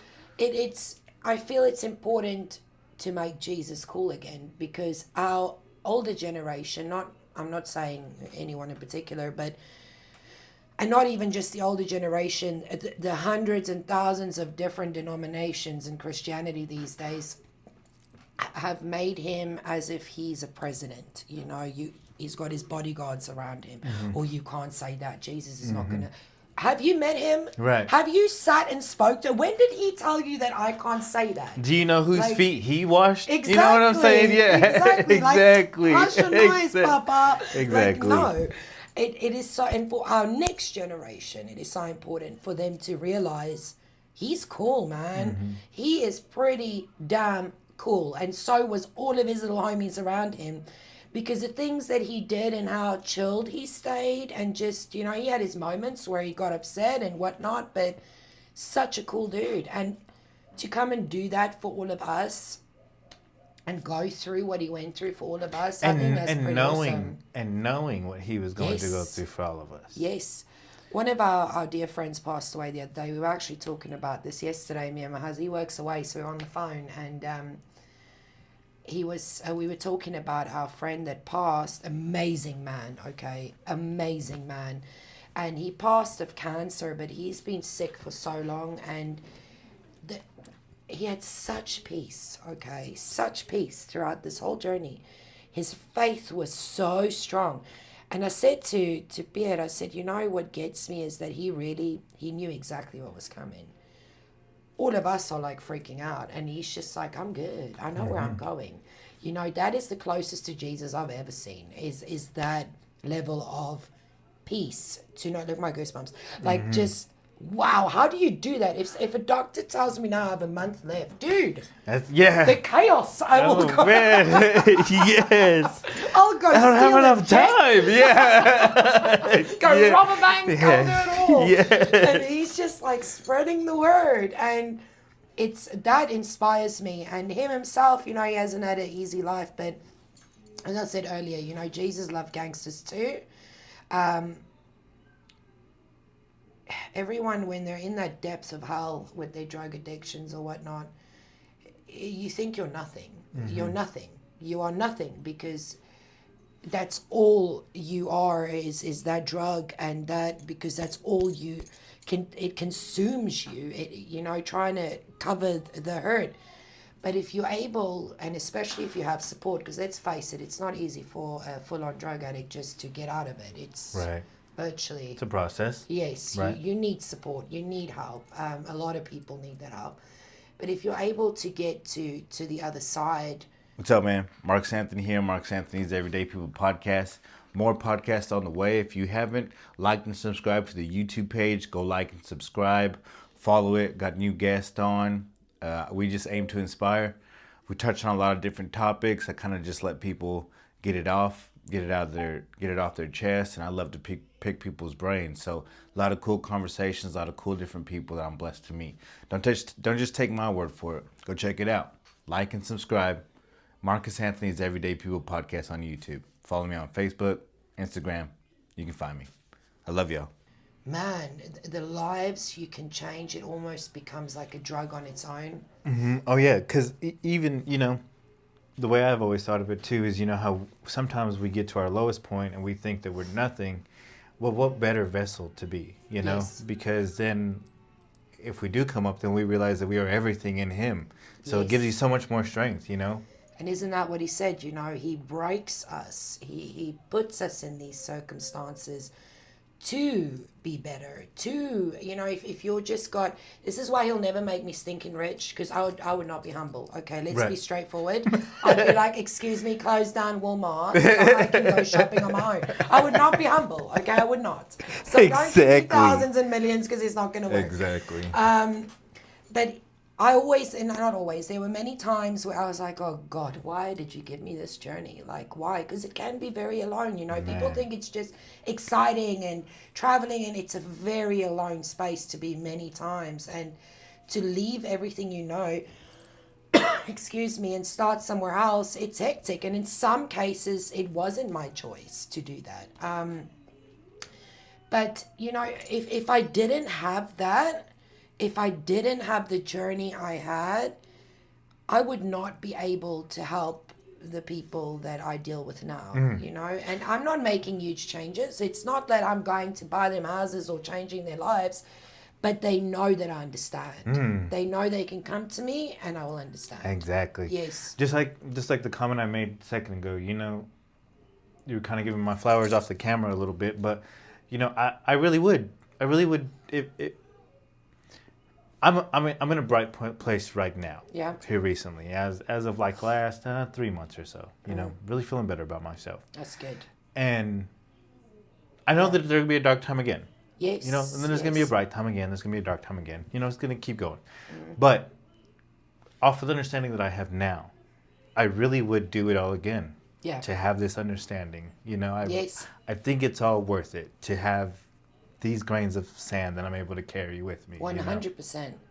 I mean, if he didn't carry what he carried, he would be nothing to us. He would not be Jesus. He would not be saving. He would just be another guy in the Bible. Yeah, I would do it. I would literally do it all again. I would Yes. getting beat by my parents, losing my parents, child, you know, Yes. child service, CPS, foster homes, running away, for everything. If I had to do that all again to know what I know now, and I think it's even minuscule compared to what I could know because I took a blind eye to a lot of life for a long time. Yeah. You know, and so everything that I gathered today, I'm so thankful for everything that got me to here. You know. Well, I must say, I've got a lot of respect for you. I've not known you very long. I don't know. There's a lot I don't know. But as I said earlier, from what I've seen, you know, you're that guy I'm speaking about, you know, that's been to the depths of hell, yet you're here. You're raising your kids, you're trying your best, you're getting on with life. And even in these dark moments, you are able to get out of those dark moments eventually. It's okay to have a dark moment. Jesus had dark moments. Everyone has dark moments, some deeper than others. I acknowledge that. But the fact that you can get out of it when you haven't had the skills or the people to teach you how to get out of that, that is a huge thing to be proud of. And I know it's hard to be proud of yourself. It's always the one thing, you know, we're proud of everyone else, but not ourselves. But it's okay, you know, it's okay to realize that what you're doing is fantastic and that you want to share the word and you want to help people. And I mean, this, just me sitting here today, is extremely therapeutic because I don't do this. Like, I won't just go and, You know, I've got that before. I've even had some of my guests cry on here. Yeah. You know, it's and I don't think it's anything that I'm doing. I think it's just they're having the opportunity to get it out. And that's and one it's very comfortable. and that's those are the few pinpoints things that I pride myself on this is I try to make it very comfortable for the guest. And then Yes. on top of that, I try to let you speak or let whoever speaks whatever they want to speak. You know, Yeah. speak on it, let's talk on it, you know? Yes. And then on top of that, after all that, hearing everything that people say, majority of the time, 10 times out of 10, I just want them to leave gassed up about who they are because I'm stoked about who you are. I really am. I dig the skin you're in. I like your purpose. I Likewise, like yeah. your mindset. I like the moves you're making. Just keep going, you Yeah. know? Keep going for sure. No, I'm very grateful that I was able to chat with you, that I am able to chat with you. I think it's, and I know quite a few other people that would really gain from this here, that we can talk about later. People that I know here that are not from here, that struggle and that also very different backgrounds. And I know that if they had the opportunity to give their side, it would help so tremendously.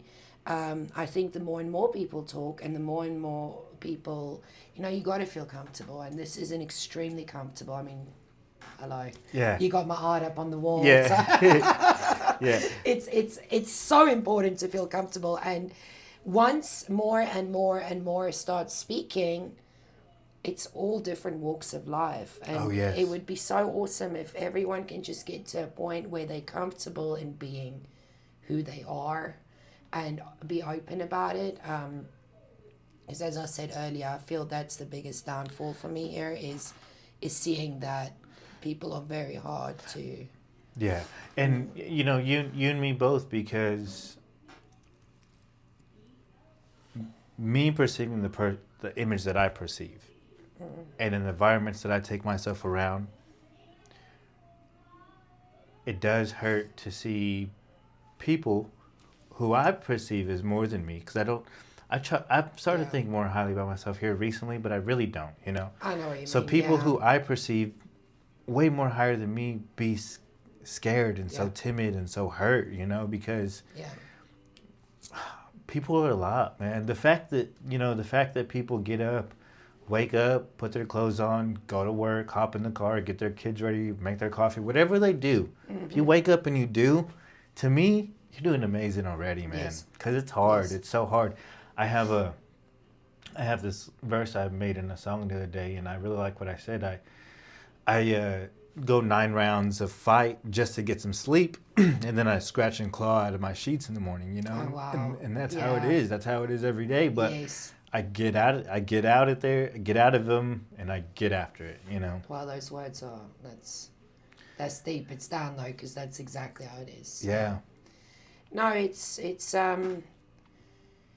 definitely fantastic what you're doing here, and I have listened to some of your other speakers, and their views are interesting, and I enjoy the setup and Yeah. how it is, and I think it's important to continue with this even in your darker days. Come on and say, listen, I'm having a real shit day today, you know. So whatever I'm going to say here is probably not going to be what you want to hear, but people like me need that. Because I have many dark days where I think I'm the only one in my dark days. Thank you for Yeah, that. I really think that it's important that even when you feel like you don't want to, or that people don't want to know, we do want to know. Cause That's too often. You know, yes, so many songs get deleted because I'm like, I don't think they want to hear that. No. You know. if I mean we have to know, and I know it's hard. It's so hard, especially if you grew up here, but those are the thoughts that's been put into you that, you know, so many others are thinking. And they might not be songwriters or singers. They might be, you know, whatever they're doing. And they also thinking like, oh, I shouldn't do this, you know. I shouldn't say this. Right. I'm a writer. I like to write a lot. And I have stopped doing that for a very long time, where I would just like Facebook and whatever, just put my thoughts out and I will write whatever. And I stopped doing it for a long time because I did not want to offend people here. And then lately I just thought, what am I doing? Like, I am so worried about the people I'm going to offend that I forget about the people that I need to help. Yes. 1000%. Yes. My neighbor Marvin, Yes. Jamie's I love husband, him. Marvin really brought it to my eyes the other day, or about 4 months ago. I struggled with my process. I really did. Even prior to now, I used to really chase my music thing when I was younger, you know, and so even now, being a older person that I am, being a father, you know, knowing that carries with me to alongside with my social media position now, you know. So I struggle with it too. Sometimes I would wonder, you know, are they gonna make fun of me? Are they not gonna like it? Are they gonna hate it? But then Marv helped me realize, he was like, but what wrong are you doing? What harm are you doing? It'd be different if you were out here being like, go load up a gun and go shoot a school. Yes. But that's not the message you're putting. Yes, You're trying to yes. motivate people. You're just putting out you're spending your money on making the song. You're spending your time on it. So what are you doing? What are you doing wrong? And that really helped light the fire underneath me, because at the end of the day, I'm spending my money. I'm spending my time. So if somebody doesn't like it, oh well, you know. And you know, if you, as you do with your music, because I've listened to, I haven't listened to all your tracks, but these that you've put on your Thank you. site, yeah, I think it's excellent, and I'm a music freak, so, but you know, it's all positive, it's deep, it's raw, some of it is very straight. That's what we need to hear. We need straightness. It's, as he said, it's nothing negative. So whoever takes that the wrong way, that's on them. And they need to really go think, why are they reacting that way to this? Those are demons that they have to face themselves. Right. You cannot account for everyone's actions. You cannot be responsible for everyone's thoughts on your music. I mean, But I'm sure you can understand. I try. Yes, You know what I'm saying? yes. I tried to be. I think but the I know that I pressure is can't. immense. Yeah. It's immense. I mean, for years, okay, I've wanted to start a podcast. It is one of my biggest dreams. And every time I get to a point and I'm like, oh, no, because I'm so like mouthy. I'm like, no. So I get the pressure must be immense, especially if you have mental health issues. 100%. It's not easy to put yourself out there, especially on the internet where every Tom, Dick, and Harry can judge you. Okay, Like, it's hectic. I'm sure you understand, and so I'm sure I can make this comment amongst someone who will understand where I'm coming from. I don't like to say it because I'd like to try to be humble with it, but in my eyes, it's such a brave stance, because I already feel how I feel in my head. Then I put it out there for y'all to judge me. Yep. And then I got to deal with that, you know? Yep. So it's very heavy It's sometimes, huge, you know? but you've taken that first step, you know, and then when things do get heavy and things do get hectic, just remember you took the first step. There's guys like me that's still way in the back thinking about it, you know? And guys like you, by taking that step, we do get motivated. And even though it's very, very hard for you, anything with a purpose is hard. Nothing that you do for a purpose or to really change a way, a system, someone's life is going to be easy. Otherwise, everyone will be doing it. Oh yeah, I remember an old head used to tell me when I was younger. He used to say, "Marcus, if you fight with a purpose, the devil knows your name." Oh, and he's going to come for you. Yeah. Oh, he comes said, for you. Well, he'd say the devil knows you by name. Oh yes, you know? that's spot. I look my goosebumps Yeah, again. and I think that's so you know true. for sure, because you know the devil walks around here seeking who can destroy. You know, Yes. he'll try, and this is what I've been telling myself. Let me go ahead and let y'all hear this too, because maybe y'all need to hear this. I've realized that he tries to any way, every second of the day, to take our joy, and too often we let him. If it's I need a pin and I can't find a pin, pisses me off. Yes. If it's why is this song not going in queue, pissing me off. Where's my charger? It's at work, pissing me off. Forgot my. crazy. I gotta turn around because I forgot my water bottle. Pisses me off right at 6 a.m. in the morning. You know what I'm saying? He will Yes. use every instance to try to take our joy, and too often we allow him to. So stop allowing the devil to take your joy. Just as fast 100%. as you can get mad about it, it's just as fast as you can be like, you know what? The devil's a liar. Yep. Laugh. Start to laugh in his face. That's what I start to do. Yeah. You can ask the guy last night. We were working on a song. We finished the song. I don't know what happened. It just shut down. I had to open it back up. Song was gone. And he saw it in me. He was like, "Marcus, calm down."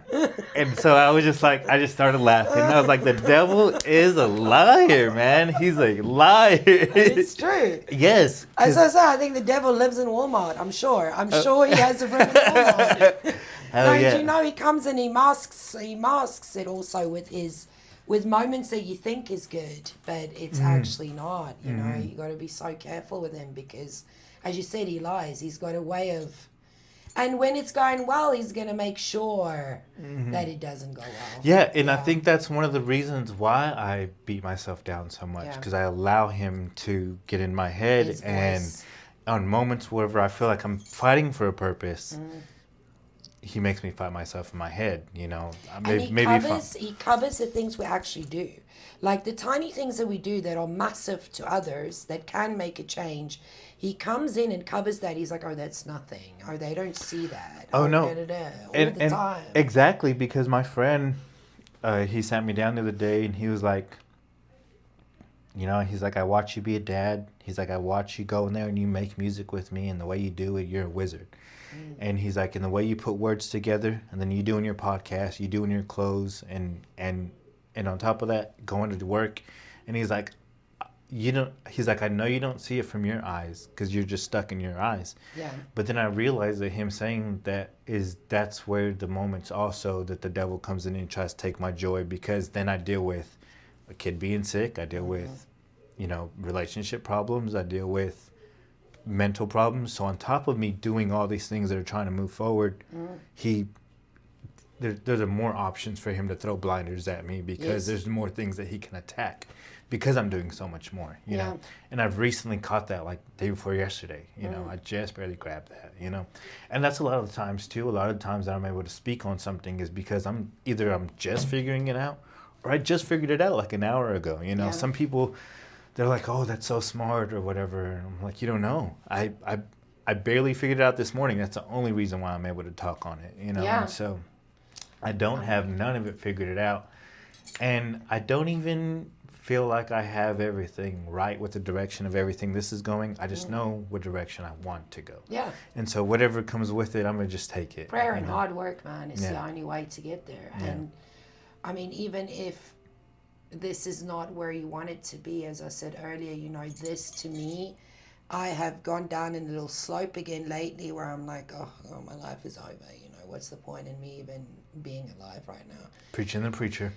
Right? Yeah. And just being here and just talking, you know, to someone that understands and kind of grasps. And I always say it's like a little bit of home, you know, and that is what I needed today. That's what I needed this week. I didn't know I needed it. I just thought, oh, we're going to try it out, And then last night, oh, I don't want to do this. And here I am. And it's like, wow, I needed to do this. And he led me here to do that.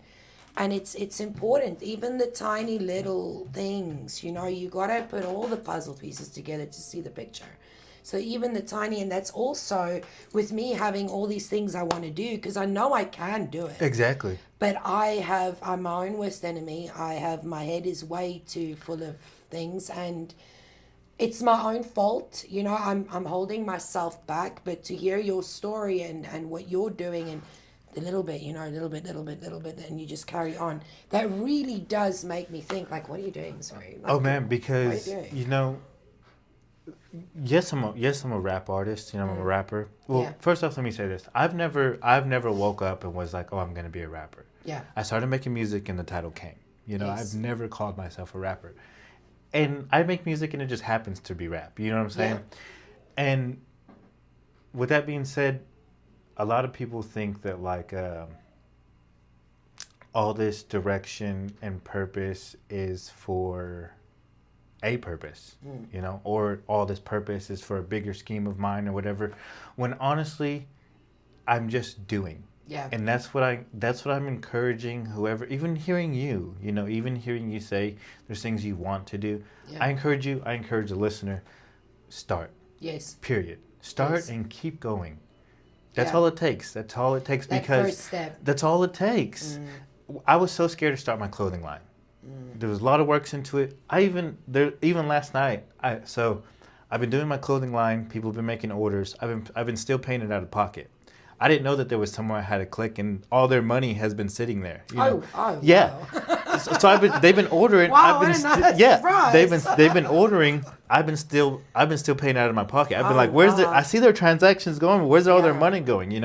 I clicked on a thing last night and I found all their money was sitting there. And so I was so scared to start my clothing line. There's a lot of things along the way that I don't know. I still don't know. There's back orders. I've had to switch a couple clothing companies because the fabric was weird, Things that I have to learn along the way that maybe some person will be like, oh, that's a bad view on my point. Maybe I look unprofessional, or maybe something like that will start to hinder something. But honestly, through my experience, there's even small things that you feel like you fucked up on. Yeah.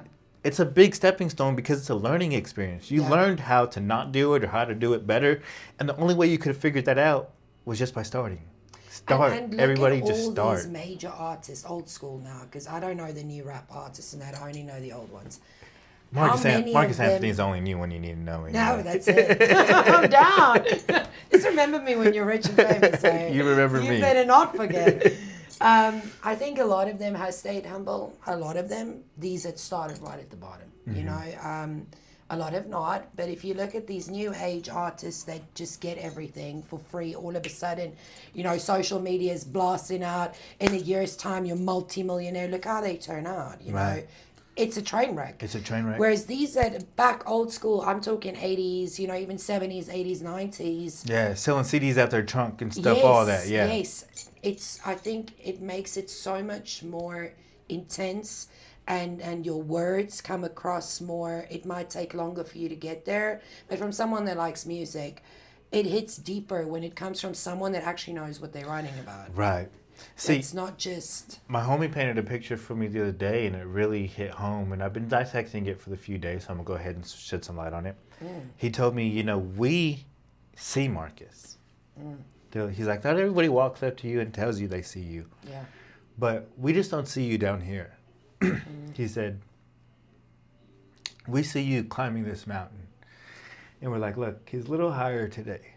And tomorrow comes, he's like, look, he's a little higher today. Aww. Yeah. And so hearing him say that, he's like, and all of us are rooting for you to get to the top, but not just so you can be to the top, so we know we can climb that mountain too. You see. That's stuff like that. And things like that I don't ask for recognition. I just ask that if I do something to you, let it motivate you. Yeah. That's all I want to do. I'm merely skin But and bones with recognition words. does help, though. You know, It just does to put it out because to you guys, okay? it does help. because being an artist, I feel like y'all don't hear me. I feel like I Yes. could scream to the top of my lungs in front of you, and I still feel like y'all don't hear me. That's You how know? you know that you're doing your job right, is by people, you know, giving you. And I know I love recognition, okay? Like, I'm not even going to lie. If I do something, ask my husband, he better come tell me I did a good job, Yeah. or I ain't doing it again. Yeah, and So- honestly, the type of person I am, I need my credit if I'm right or wrong. Yes. Give me my credit. Give me You know? something. Yeah, yes. So it's hard when you're not getting it, but it's those moments, like you said, your friend spoke to you now, you know, and this could help someone, you know. Speak your truth in that moment. If you see your friend is struggling, if you see that person needs, stop being so quiet, people. Speak your truth. Speak what you, I'm not saying go around and just, you know, hit everyone over the head with a hammer with your truths, but be there, be present, really be present and see that. And honestly, sometimes, I know this sounds so cliche and so dumb or lame or whatever, but sometimes let me just show you this story. So it's rough on me to give myself credit. Yeah. It really is hard for me. It's Yeah. hard for me to realize that aside from God being the main ingredient, Jesus Christ being the main ingredient, it's hard for me to realize that every deep secret that I'm searching for, every divine answer is me. Yeah. That's the bread and butter of it. So that very sentence is what I've been walking up and telling my coworkers. And in doing so, it allows me to get it out, but it also allows me to believe it in myself, you know? Yeah. Because when I say those words to some people, joking, middle of the day, spur of the moment, random, you know, I'll just walk up to them and I'll be like, hey, if you're looking for some secret answer, you're looking for some divine answer, it's you, bro. And they'll always be like, thank you for that, you know? Yes. And in seeing them light up about it allows me to light up about it inside. It's powerful. To you, that sentence might feel like, oh, I'm just saying something. Mm-hmm. What kept me going here in this alien world that I'm trying to get used to are sentences like that here and there, you know, little things that would just, to you, it might be just, I'm just saying this. To that person, it literally changes their whole dynamic. This is the difference between, you know, you've seen these suicide shirts, you know, you matter, tap me on the shoulder. These things are so important because we all suffering. Some just do not know how to get it out, and some don't have the support to tell them, listen, you're good. Oh, You're exactly. good. Exactly. Because one of the things, too, that I make a point to go, as a young kid, someone always told me, be the person you want to, be the difference you want to see in the world. Yes. As a young kid, someone told me that, and it's always stuck in my mind, you know? Yes. And so whenever I go to my work and I see, you know, guys, we're working and stuff, and we're working to the bone. You know, we show up there every day, go to work, leave every night. And so one of the points that I make it to, I don't know if the guys think it's corny or I'm just being funny. Even if they do, that's cool. At least they hear me. Yeah. I just tell them, you're doing a good job. Yeah. You're doing a good job, man, because I know how it is to be in four walls and you feel like I'm just paying rent, man. Like I'm just waking up and paying rent. And I know how that feels. Yes. So to have someone be like, hey, I see you, you're doing a good job. I know it goes a long way, you know? 100%. And you know, you got to remember, it's always the corny or the different ones, or you are labeled that because the people that label you that desperately wants to have that attributes or like have that, but they cannot. They don't have it in them to go around and go, hey, I love you, brother, or whatever it is, you know. In South Africa, men don't tell each, this was so funny when I first came here. Pierre, my husband, being the husband he is, he's amazing, but he's man, you know, he's hard. Right. And here we are in Texas and every man is hugging and love you, brother, and we're like, what is this? Like, this is weird, man. Right. And then we got so used to it, and it's such a beautiful thing that men are able to go and tell another man, I love you, and hug them. Like, we do the handshake thing, okay? You only hug if it's your dad or your dad. I mean, don't get me wrong, because I do have a homie. He's like real lovey. You know, he's raised by only his mom. You know, he's real lovey. He's got and sometimes his he'll touch. just call me and he'll be like, hey, bro, I love you. And I'll be like, what's wrong? He's like, nothing. Like, bro, don't be calling my phone telling me you just get off my phone, bro. my number with the chat. or That is funny. I love Or that. sometimes some people are like, I'll make love my little that. comment, sometimes, and some people are like, how are you so positive, Yeah. And I'm like, y'all don't understand. I'm literally standing on fire in front of y'all right now, but I'm just Yeah. trying to put out my fire by putting out your fire. You know Yes. what I'm saying? And so Feed I off really, others' I really energy. am, honestly, a dark person. Yeah. My music's a lot lighter, and I hope people take what they take off of that, because honestly, I fight battles for those things I'm able to say and give inspiration for, because all day long I'm beating myself up, and I've learned how to fight against it. I Yeah. really have. Thank you, God, for that. Yes. And yes. and I hope that only gets better. But I also now it's kind of hard for me, because now I try to teeter where it is between me having a confident mind and an arrogant mind. Yeah. Because like, trust me, I know that I could stand up and be like, I'm Marcus Anthony. I make podcasts. I make music. I raise 2 kids. I have a full-time job. Nobody can tell me shit. I do all this. What are y'all doing?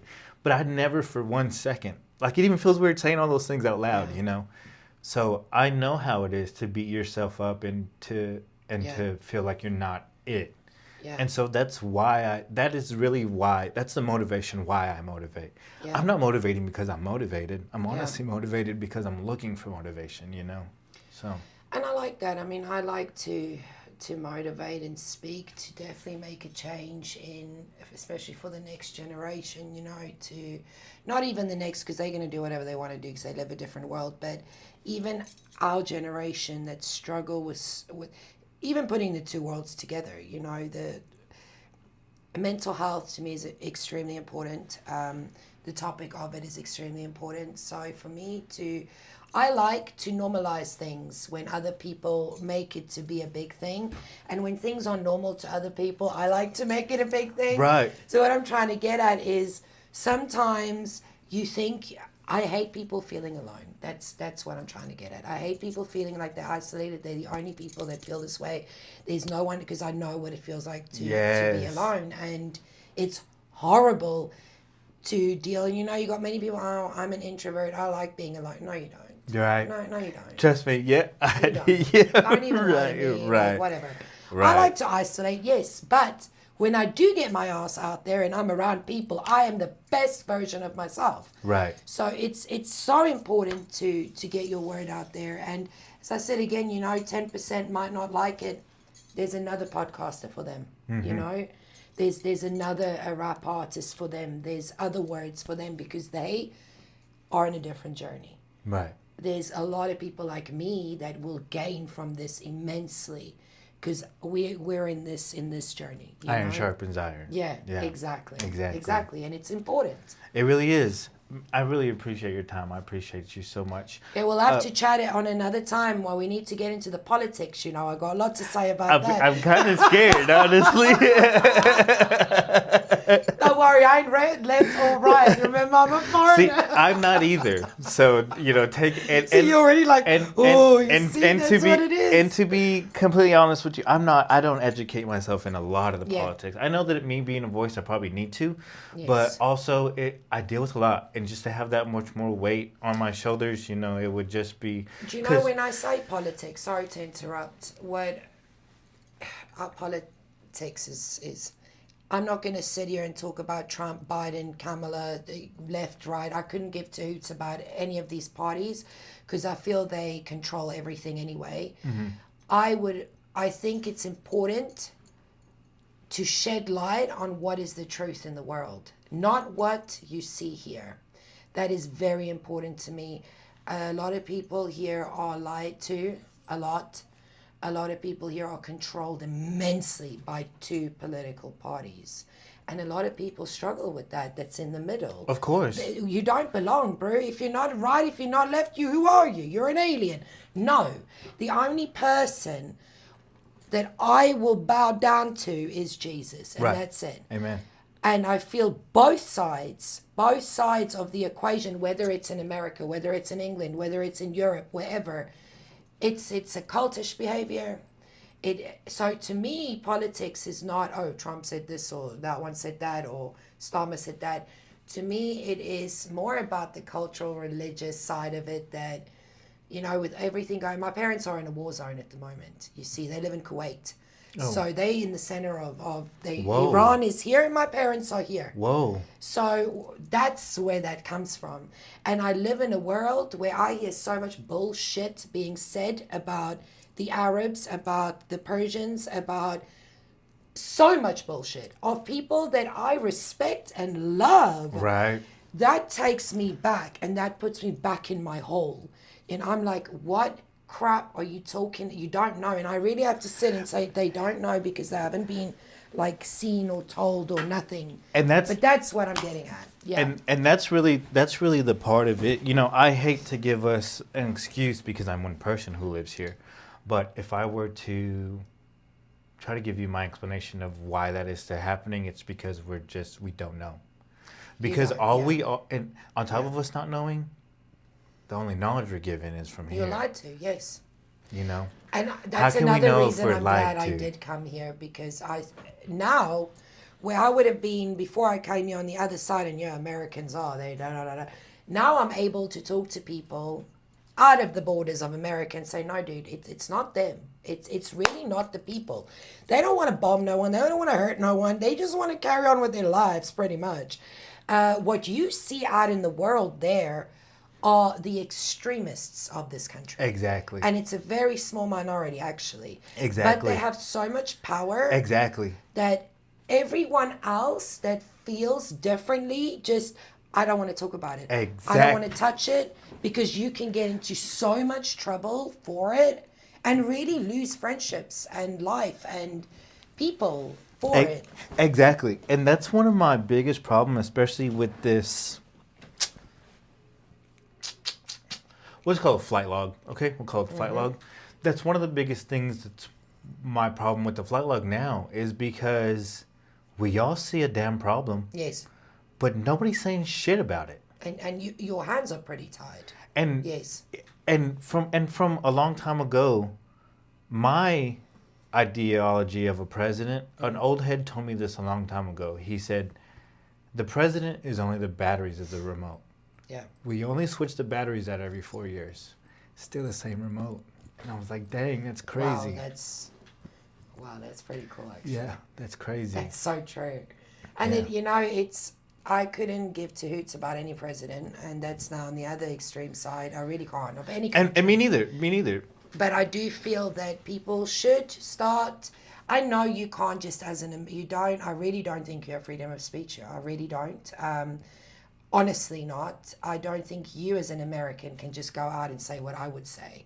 It'll be okay from me because she doesn't know. She's a foreigner. Exactly. Yeah. You can't just go out and say these things. You can't just say because you will lose respect. Oh yeah, but you get persecuted for sure. Yeah. Yes, a lot of things can happen in your life your kids, and that's where the change should come in, and that's what I am fighting for. It is not to show you that Trump or this one or Biden, whoever you want to follow. Okay, I don't even know all of the presidents above that, and it's knowing. It's knowing right and wrong. Oh man, it what? is knowing that it is just because he said it doesn't make it right. And why are we in this country? If I tell you I support the right, it's a kind of person, If I say, okay, I support some of the values of the right, but I don't support the president or whoever, or the left, or whatever, immediately, oh, he's this person. Yeah. How does your political views shape your whole being? Man. When your country is so big and so powerful with so many amazing people, why are we allowing two rich-ass mofos at the top controlling your brain, your feelings, your emotions? But we're going to stop it there because I said I get intense. Sort your lives out, man. Love each other. Yes, man. And we need an uprising and I think if there's any takeaway on that a little bit you want to say, I just want to shed light that the takeaway I think should be, we just need to educate ourselves more first off, know what we're dealing with. Please, And yes. then on top of that, just understand, communicate. Yeah. Because even if we are taught a certain type of ideology, if we would just communicate with each other Yes. and pick each other's mind like you and I are doing right now, because camera aside, everything Yes. aside, we're still just two people talking about Chatting. chatting, Yes. you know. Yeah. And if more of the world did that, with more of the world, Yes. there would be really no understanding. But now we're so separated with different on top of different countries and different regions and different religions and different politics. We also are different lives. And so if we don't Exactly. even take the time to figure out the next person beside us or on the other side of the world or with And the I different feel with the it's your different duty to with the do different that. political yes, exactly. Not for me or any other for your next generation. Exactly. Because it's not going to change if you do not start thinking differently. Exactly. And that's the fight I fight with being a dad. You know, I know that this might be kind of outlandish or whatever, but my thought process is that if I can I'm lucky enough to have 2 kids, okay? Yeah. So if I can do the best I can, I know that they're going to live their own life. So if I can do the best I can to try to shape a good people, ideology, mindset, walking process, if I do a good job to shape that, then maybe them 2 can help shape, you know, one Yes. apiece can help shape two more with them. Yes. Because, like I said, allow me to be humble, but with me coming in, I imagine that I've made some impact on some people's lives. Yes, And I'm yes. just one person. Yes. So if I have 2 others helping me with this process, before we know it, we could have 50 people Yes. that are just shedding light, you know, being if a one light. person can go from this podcast, just one, Yes. and go actually educate themselves on what is happening right now, and that Islam is the Muslims, their main thing is love, okay? Mm-hmm. It bugs me that I hear so many people speak bad about people they don't know about. It's the same what I did before I came to America. I was, Americans are this or this. When I came here, I realized, oh my gosh, they're nothing like I thought they were. Right. The Muslims are 100% people of love, not all of them. They're extremists like everywhere else in the world.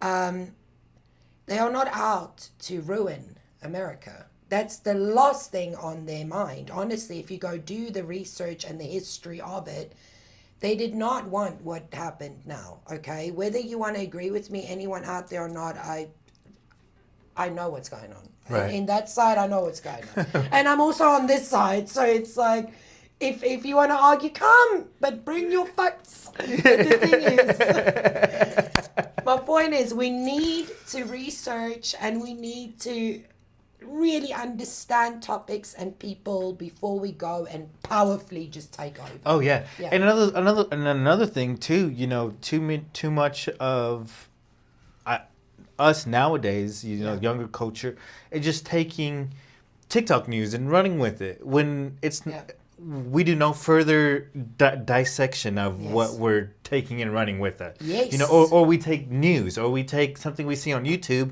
or Facebook, and we sprint with it. And just that tiny 10% of that people's opinion, not the fact. And we've done it's no their more opinion. research. We've taken that Yes. and done no more research, and we've held it as stone. You And know. I've done that many times. Oh, me too. And I've had to stop doing that. I can only speak on my experiences, Yes, you know. yes. I can't speak on the next person. I don't know what they do, you Yes, know. I can only speak on exactly. the things that I've done, and I am guilty of that. That's the reason why I talk on it, because I've been guilty of the same thing. I've taken small information off of Facebook, Twitter, Instagram, TikTok, and I've ran with it. Then I've later on found out that wasn't the right news, and I kind of felt some type of way about something that didn't even exist. You know, someone was trolling online and made me have a bad day. The devil is a liar. You know what I'm saying? Exactly. Yeah. Another thing on that topic of I've realized that in this country, you know, we have race issues at home, okay? But actually if I look back now, it's not that bad really. But yeah, there's race issues. We've got racial, but again, these are tribes. You can't put these people together and expect them. It's completely different people, okay? It's like putting the right and left in a house and say live together. you know? Right. It's not going to work. Right. But here I've noticed that Yes, race does play a factor, very much so, in privileges and stuff sometimes, not always. But I mean, like, let's be real. Right. Of course. Certain races do get away with a bit more. Right. However, the main thing that divides people here is not your race, it's not your money, it's not the cars you drive, it's not the neighborhood you live in, it's your political views. That's it. That's from an outsider's point of view. Because if you're driving in Africa and you drive, I'm not going to mention a car because there's many cars that people might drive here, but say you're driving a beat old truck, whatever, or you have and then your next door neighbor has got a Range Rover. The Range Rover family cars are very, status over there. Right. It's like, oh, they're doing well, or Right. the house or the neighborhood or what clothes you wear. If you're wearing Billabong, Quicksilver, things like that, it's like, yeah, they got money, they know. Here, you don't really have that. I don't see that with the cars and stuff here. I don't see it with the neighborhoods because everything is so into each other, you know? Right. But politics is Almost. what separates everyone here. And now I've had the opportunity to speak to very far right people that are from very, very deep, how can I put this? Redneck land, okay? Yeah, okay. So very much that side. And I've also spoken to very, I like how very you left. put that. Yeah, I'm trying to That was a good job. on the other side, and if you speak to both of them separately, they would be such good friends. Right. If you just take that part out, if you just take the big flags, I support this. And Yes. like, And yes, what? and honestly, their main points of arguments are the minusculous things So of both sides, much. and their big points, y'all pretty much have the same ideology, Yes. Yeah, I don't know. Yeah. And I hope that is one day for the next generation because, my kid is growing up here and I'm very, very grateful that she's able to grow up here because she does enjoy it. Right. There's many things that she gets, opportunities that she can get here that she won't at home. And there's many at home that she doesn't get here, okay? But my whole picture is that I say these things and do these things not just to have my own way or to prove anything. I want her to live in a world of free speech, real free speech, not a word that the above people put in place to make us feel like we're in control. We're not in control here. No citizen here is in control. There's a whole board of people that are in control and they know how to play like the puppets at the puppets, and I just want her to be able, and all of her friends that she has here, to really grow up in a place where she can speak her feelings. And when it comes to more difficult topics, and let's face it, you got to change the world, many difficult topics are going to come up, that she is able to do that. That she's, and this issues have come from Jesus's time, okay? So let's not be stupid now. It's going to still remain. Right. But if there's only a few people, as you said earlier, one or two that can, Right. okay, he's a lefty, but let me just hear him out. Or he's from far right, or right side. Let me just hear him out. Maybe I don't have to agree, but maybe there's, I could just hear him out. yeah. Maybe Just I don't hear have what to. he says. I don't have to agree, but if I could just try to understand. Yes. What he's talking about. Yes, even, exactly. Exactly. We'll go a long way for all of us.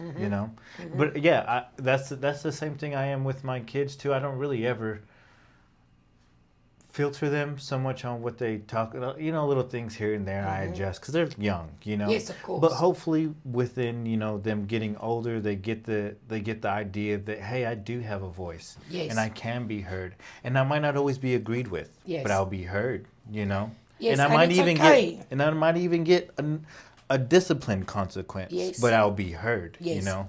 Exactly, and as long as it's something that you really truly believe in and it's for the good, then I don't see any issue with it, honestly, being open about things. Yeah, I think But it's the yeah. best.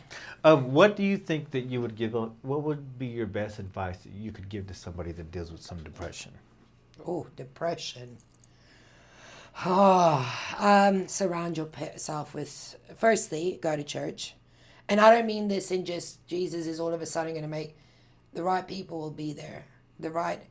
I would be dead now if I did not have TRC. I'm telling you now, I'm in TRC Timbridge. I would not be here Shut up. anymore. Yeah, no, the people, the pastor, PJ, the congregation, all of the elders, anyone in that place, wow, wow. When I was in my very, very, very, very most darkest moment, which I mean, a lot of worse thing has happened out of America, but I knew how to deal with it, you know. Right. And I'm not saying that this is a lot of worse things has happened before I came here, but because it's such a lonely, cold place, out of my perspective, from where I come from, it was really bad. I didn't know which way to go. I wouldn't go out of the house, you know, and if you know me, I'm a very social person. I'm very open. I hate being on my own. It's horrible. And I just cried every day. I would sleep every day. I would get up, feed my child, make sure she gets to school. I'd get back in bed with my 2 dogs. Shout out to my dogs. They got me through. And I would just sleep all day and I will do nothing. And I will wake up. I will only wake up long enough to have my coffee and my cigarette because, yeah. And I will go straight back to bed and that's it. And then we went to TRC and it was okay at the start. I got, you know, it was still very much, because it's still the same culture, you know.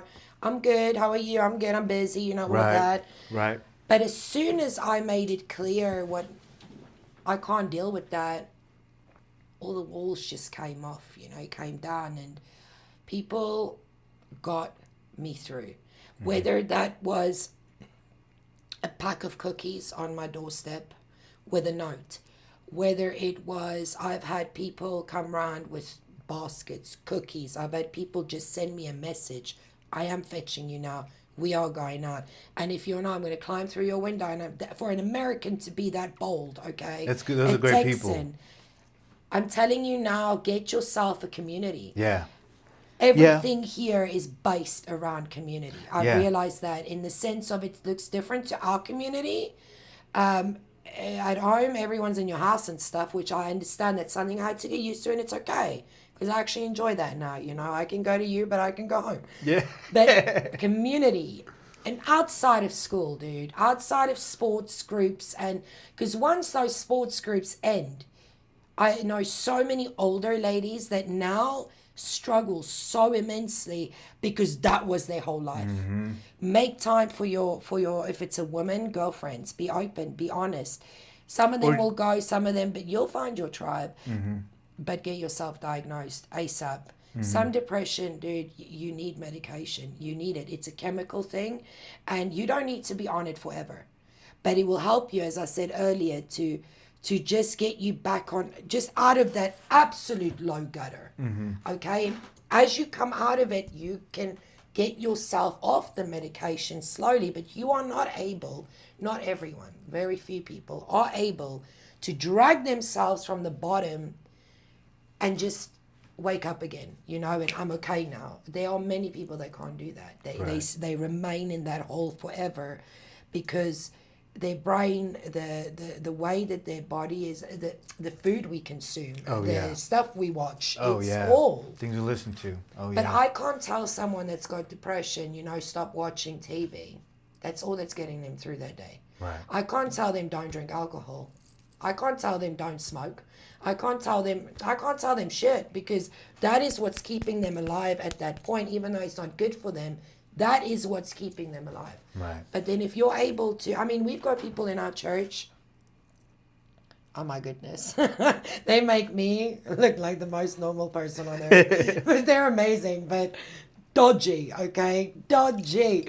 And then you get the top tier people there, okay? And no one looks at anyone like they weird, you know. And I would say to them, you're so dodgy, but I love you, you know. It's a very open atmosphere.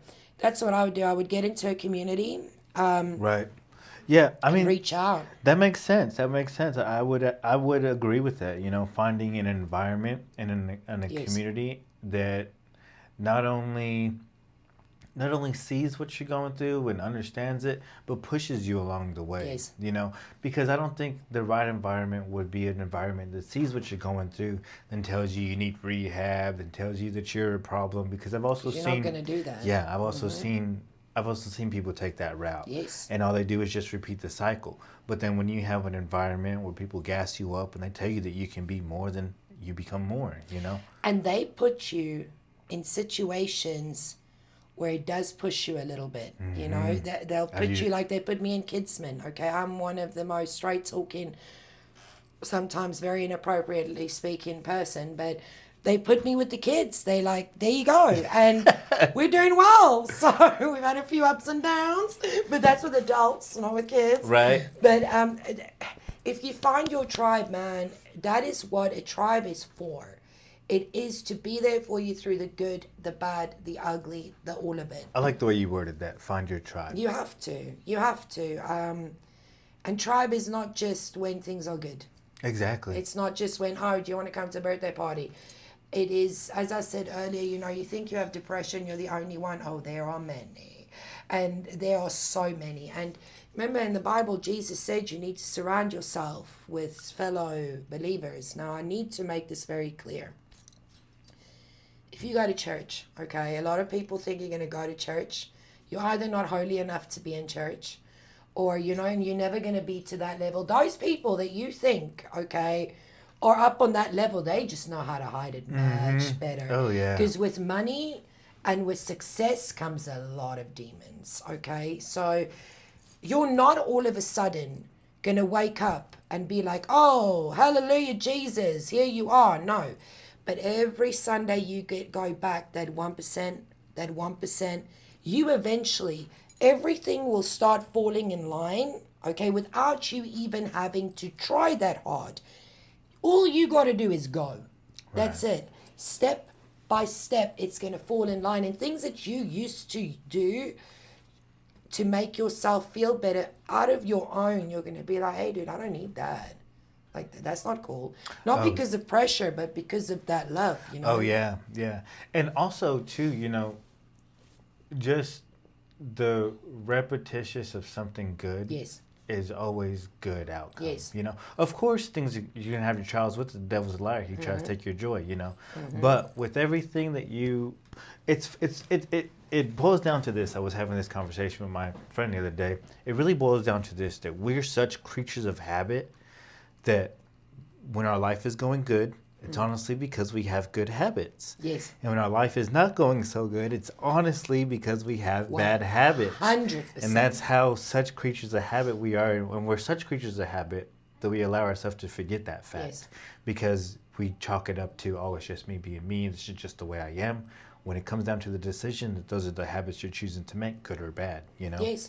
And, you know, it's alongside getting a community that is so important. Another thing I do, especially when I'm very, very down and I journal. Okay, I just write down any thought, anything that comes into my mind. And I know it sounds so like, meh, but it really is. It's like writing music. Okay, I'm living proof of it, because honestly, getting it out there, whether it's verbally, whether if it's writing it down, whether if it's making a song about it. Yes.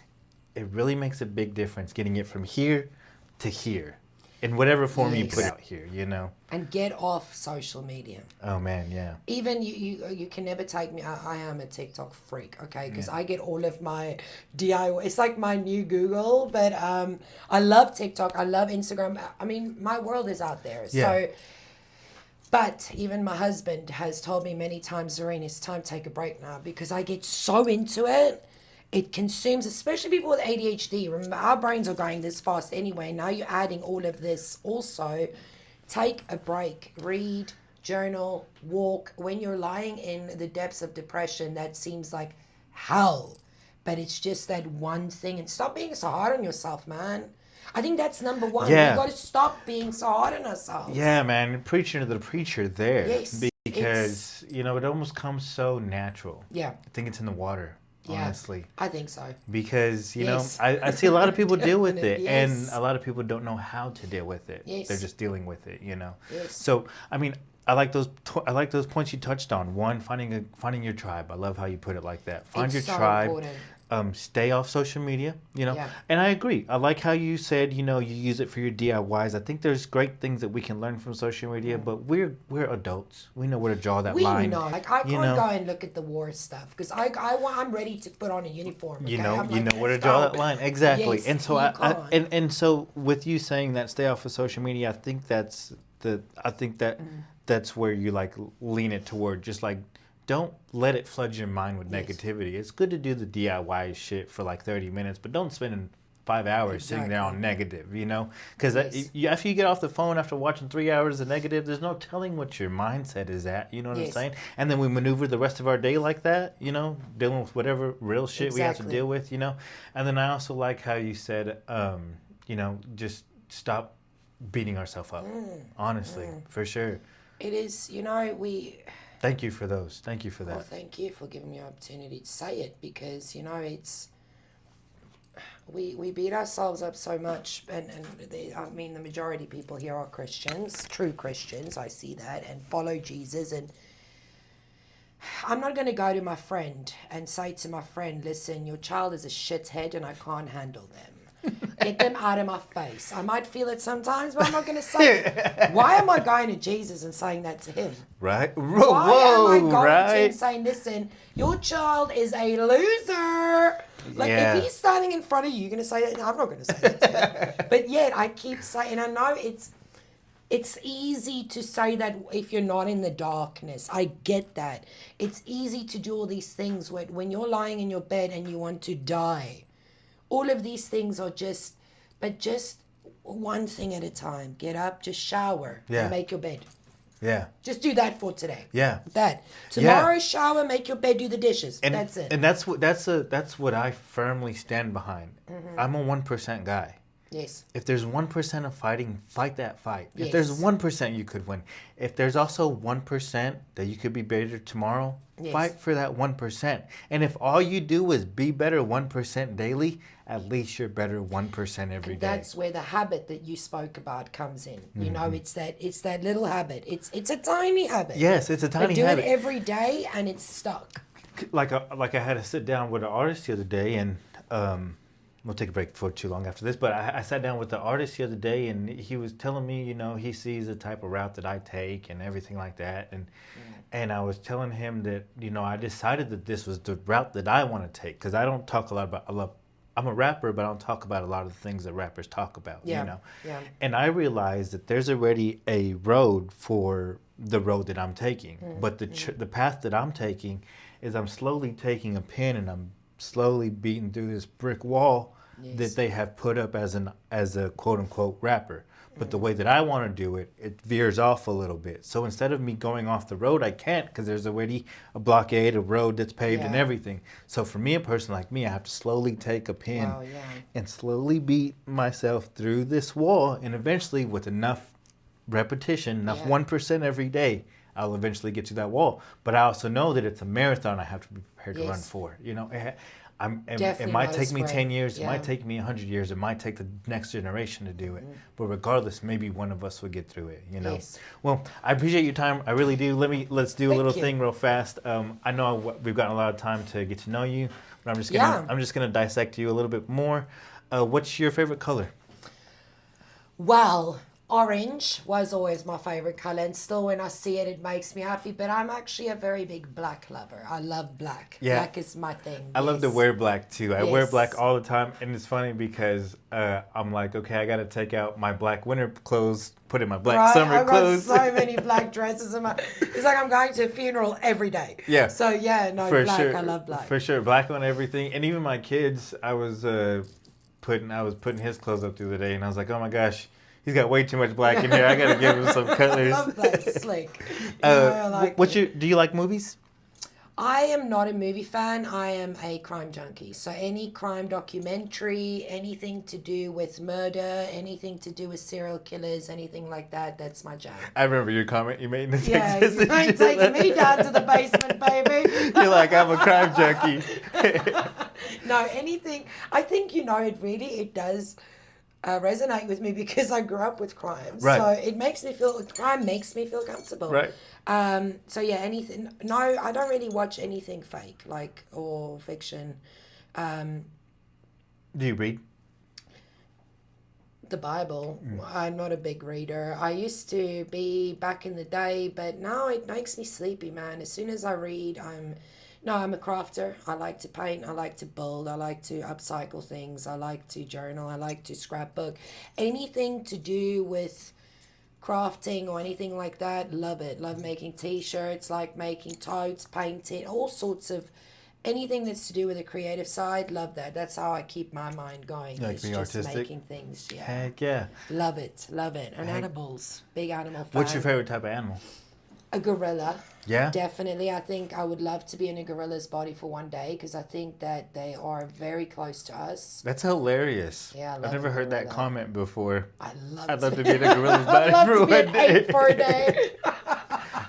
Man, I'd love to imagine seeing they're so similar to humans. I just want to know what they think. Like, do they sit there and think, I need food? Or do they actually analyze things like we do? Heck yeah. I love them. Heck yeah. Yeah, no, what's your favorite animal? That's a good question. I've never been asked that question. It's a hard one. There's many animals. There are a lot of animals. I think probably an eagle. Oh, wow. Yeah. Yeah. Yeah. Majestic. If you were given one superpower, what would it be? Oh, my gosh. Give me 1 second, because Okay. there's a few that I would want to. I think...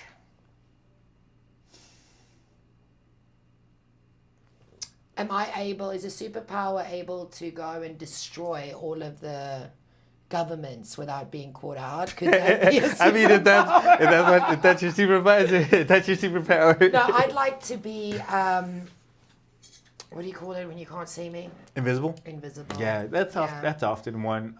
I wish I could fly. Well, okay, that's on a different level of superpower. That would be awesome. That'd be Yes, crazy. Yes, Yeah. yes. But I would guess, like to do that. invisible kind of be the same thing. Like, no, it wouldn't be like flying. I'd like to be in some conversations and they don't know that I'm not Yeah, there. that'd be I would cool. love that. Or teleport, yeah. you know? Yeah. Oh, no, that's it. That's Yeah, got to be number teleport. one. Yes, Yeah. yes. No more yes. driving in the car. Yeah, no, there's too many. Can't I just have them all? Right? Yeah, no. Oh, that was a question. Yeah. What's your favorite type of food? Oh, Subway. Oh, Subway tuna, but let me explain to you, because Subway knows exactly how I like it and they're brilliant. Shout out to the Subway at Walmart. Hey, shout out okay? Subway and Walmart. The best people in the world. I have lots of onions. I have tomato. I have lettuce, not too much. And you got to toast my cheese before you put my tuna on there, because I will not be eating hot tuna. They are the best. They pile that onions on there. They're like, yeah. That's amazing. And Subway for sure. I think you already did, but just for right now, what's your favorite genre of music? Well, I've actually got many. I do love hip hop, old school hip hop, but I also like Fleetwood Mac. You know, the older style, very Woodstock kind of vibe. Heck yeah. But I'm also into them. It depends on my mood, bro. Because I like jazz, I like blues, Right. I like anything but heavy metal. Okay, but the music that speaks to me most, I would say, is the more alternative rock back in the day. You know, the Linkin Parks Yeah. and the Korn Yeah. and those kind of Hey, guys. how do you go wrong with that music? Though, Exactly. honestly? Such great music. I yeah. would say that's my top notch. Yeah, but Yeah.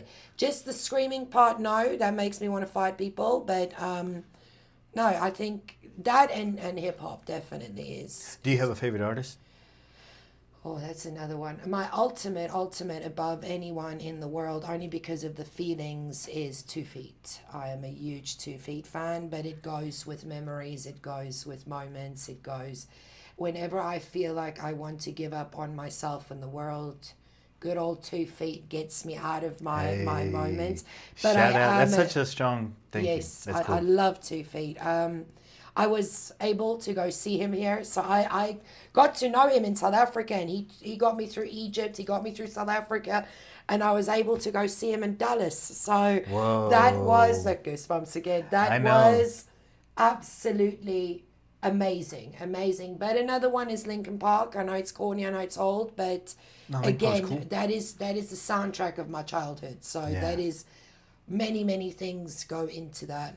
If I go to hip hop, Oh, I'm like a very much Dr. Dre, Tupac, you know, Snoop Dogg. I will marry Snoop tomorrow if I could. Once again, how do you go wrong with any of those Right, options? it's all the old school stuff. So that's pretty much where I'm So at. great, so great. Yeah. And before I ask you this last question, if you'll read this for me, but what is your favorite podcast?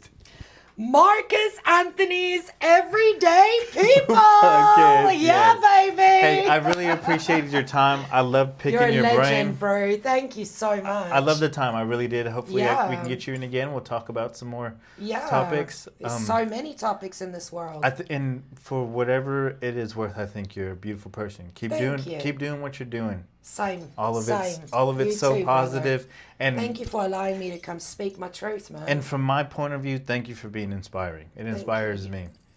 Well, see, Yeah. we're going places. Thank Well, you. I appreciate I've it. truly enjoyed it, and it's been so comfortable. It's been so professional, so comfortable. It's not at all what I expected. It's way above what I expected. Well, so well done, I brother. appreciate You've that done comment. well. Thank you. You're doing well. Keep Well, it up. we love y'all. We'll see y'all next time. Thank y'all. Toodles! That was awesome.